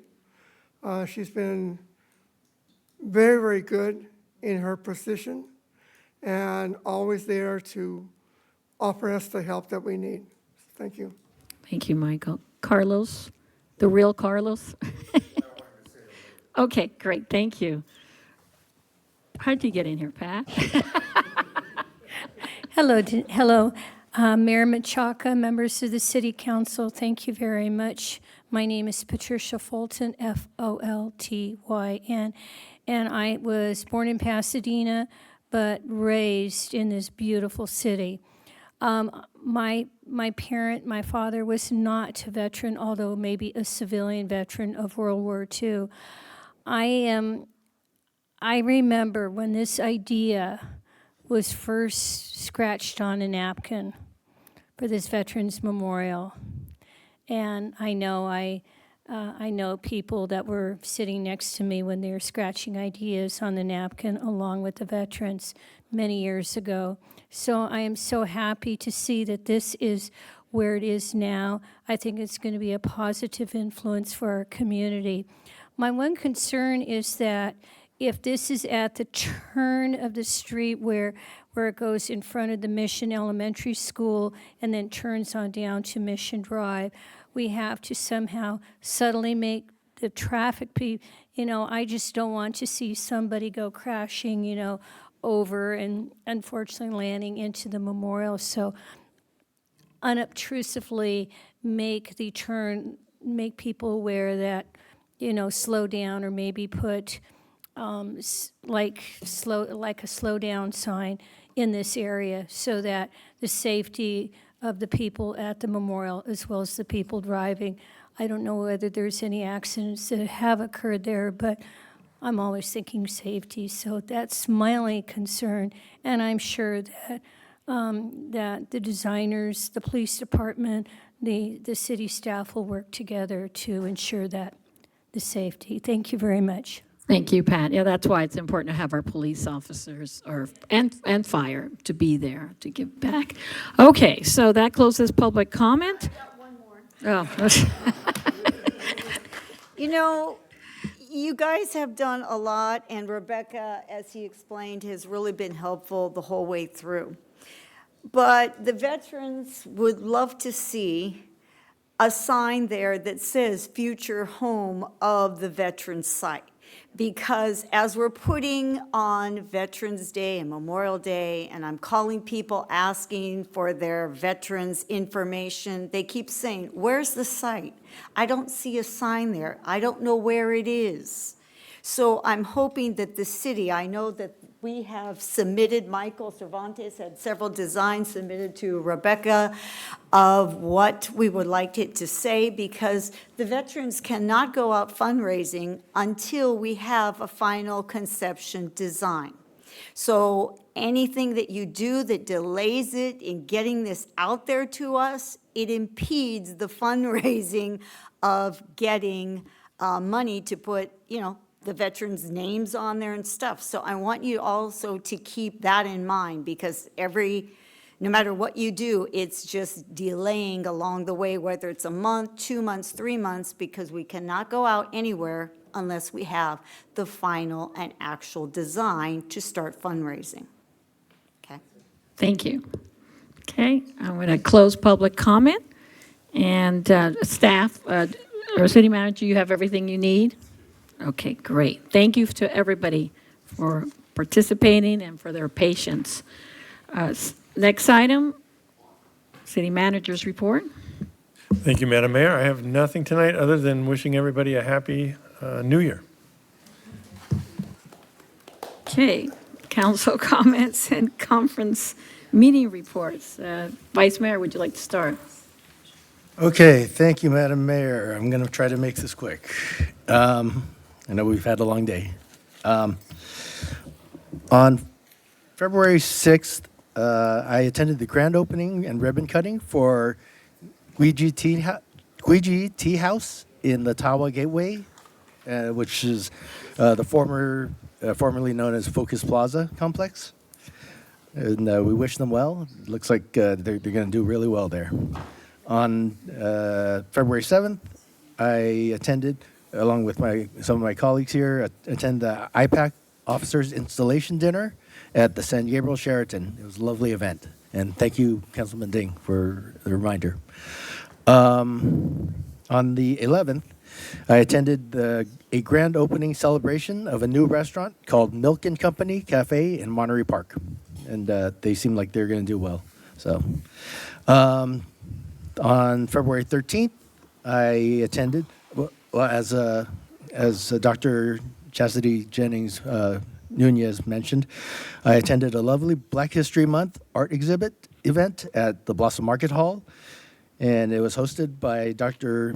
Jennings Nunez. And yeah, it was a great event. Really talented artists that they were featuring.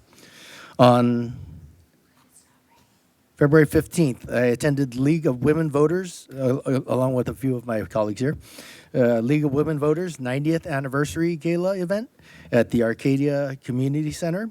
It's a worthy cause, and the music was great. And I may or may not have sang karaoke along with it. Maybe that happens.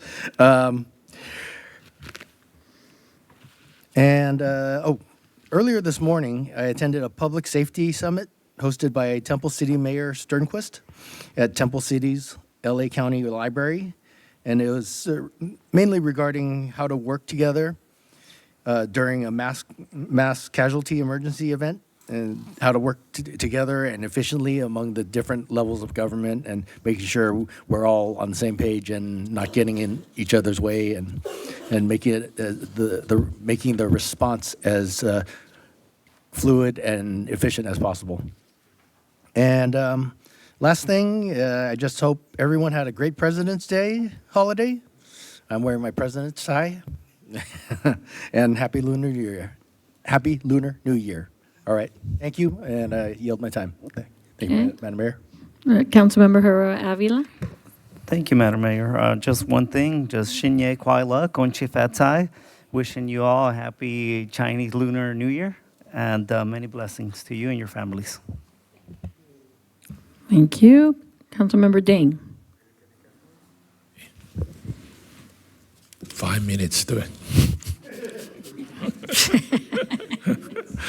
Okay, February 6th, and I have a chance to go to the Guiji Tea grand opening. It's really glad that our city have a lot of the different kind of, even tea, we have a different kind of tea too. It's they are original at Taiwan. It's a great the grand opening. It's thanks to our the economic development department to host this great event, and our PIO do the good job to do that. Okay, and that's morning. In the evening, I have attended the Archwell Grand Prosperity. They do the like a financial insurance. They every year. It's the last couple of years. Every year at our San Gabriel, the Sheraton. So because it's the same to my career, so they invite me to. And the evening, I joined the choir in the Pasadena, the church. The people from the overseas, they have the good, and come with our like a local choir. They sing it together. It's a very good culture. And February 7th, I have chance, thanks to our rest of the council member, the mayor and the vice mayor, to join the. I have the opportunity, got the awards. Okay, so and the serve our community. And February 8th, it's I attend Guangdong University. They have the event in our San Gabriel Hilton. It's a great event too. And then it's February 10. It's I have chance to attend the SGB COG 2028 the 2028 game the committee. So it's still continue to discuss on the 2028 how can they especially they've used the 5 division, and I most joined it's Santa Anita Park. The division is very close to us, right? Okay, and we suggest not a Caltrain Metro should be. They plan to provide the public transportation to let our San Gabriel, the resident, go to the Seal Module Metro, the station. That's I think is very important. So first of all, we worry about the traffic, but second, it's a lot of senior people who really want this kind of faster service. They go to if they want to go to the game to watch the game. And by the way, this plan also to bring the foreign the ethnic. They have to come to our for our. First of all, I will represent for our city of San Gabriel. So hopefully they can come in to visit our the Mission District to see the historic city. By the way, if today we're moving forward, hopefully that time we can introduce them that we have the Veteran Memorial Park here too.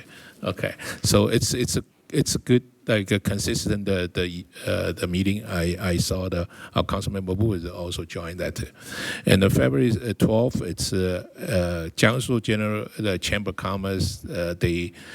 They have the Lunar New Year celebration, and they currently is in the Hacienda High and Roran High, and hopefully the hosting the business owner will be sooner have the business in our city of San Gabriel too.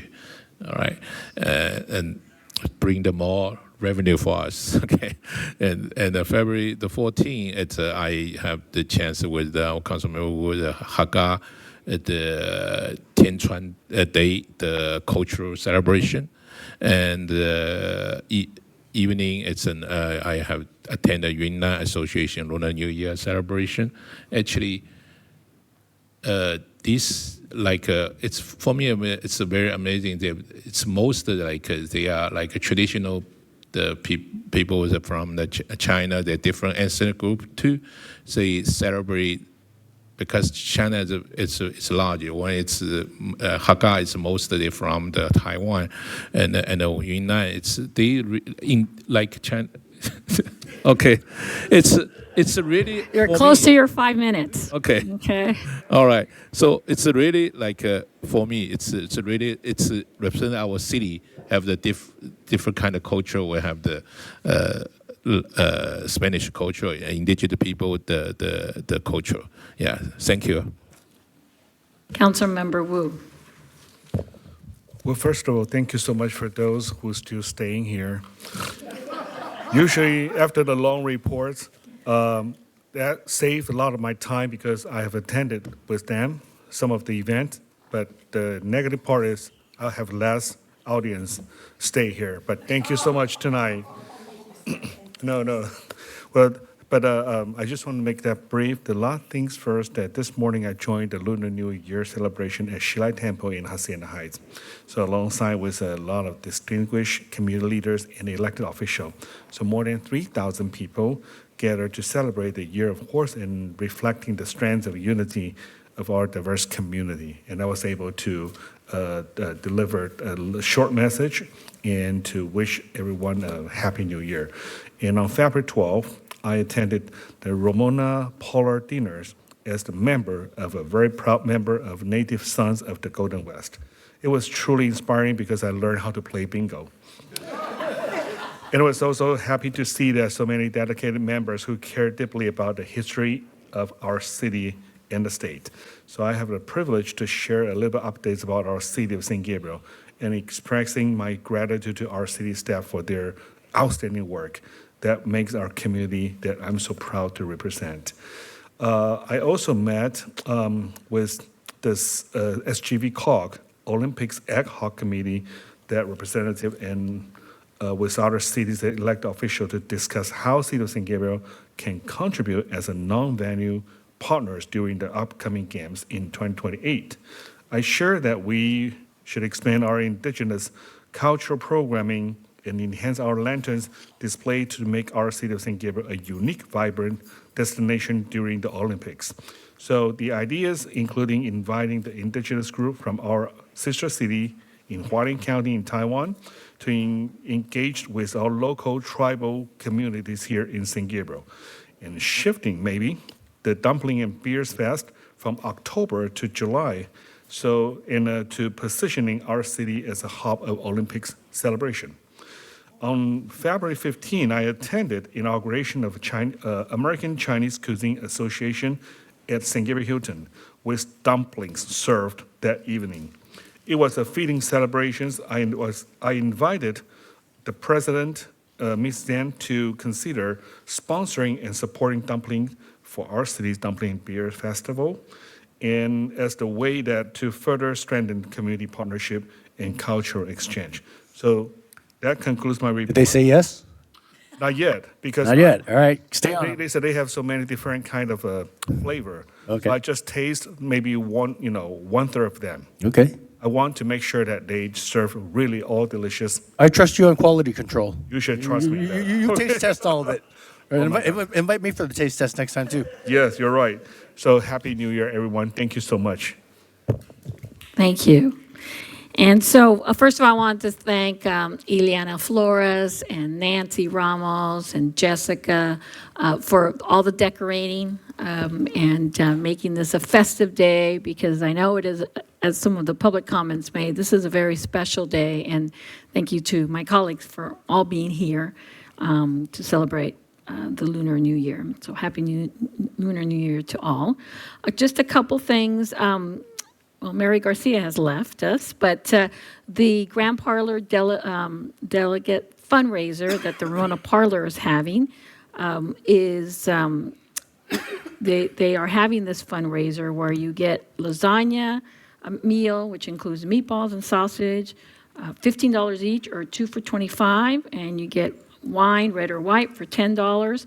And then you make your reservations and you pick them up at Claro's Italian Market in their parking lot, and all the proceeds will benefit the Ramona Parlor, or specifically the delegate. So you can go online and get that information, but it's they do this periodically, so keep an eye out. I was able to meet with the new management at the Hilton Hotel, and they are very interested with the Olympics, and they think that by the end of this year, they're going to be fully booked with those who want to attend the Olympics. So that's a really good connection, and maybe you've already made it, but I was able to meet with the new team that's there, and it's they have so much experience. They've been at other properties, and so it's very exciting, and they want to do more with our city also. And I had some staff there too, so they're already making those connections. So just an FYI. I am also, it was on February 11th, it was 211 LA, which is a nonprofit that I've served on their board for the last 7 years. They're located here in San Gabriel on Las Tunas. It's 24/7 free and confidential services that they provide.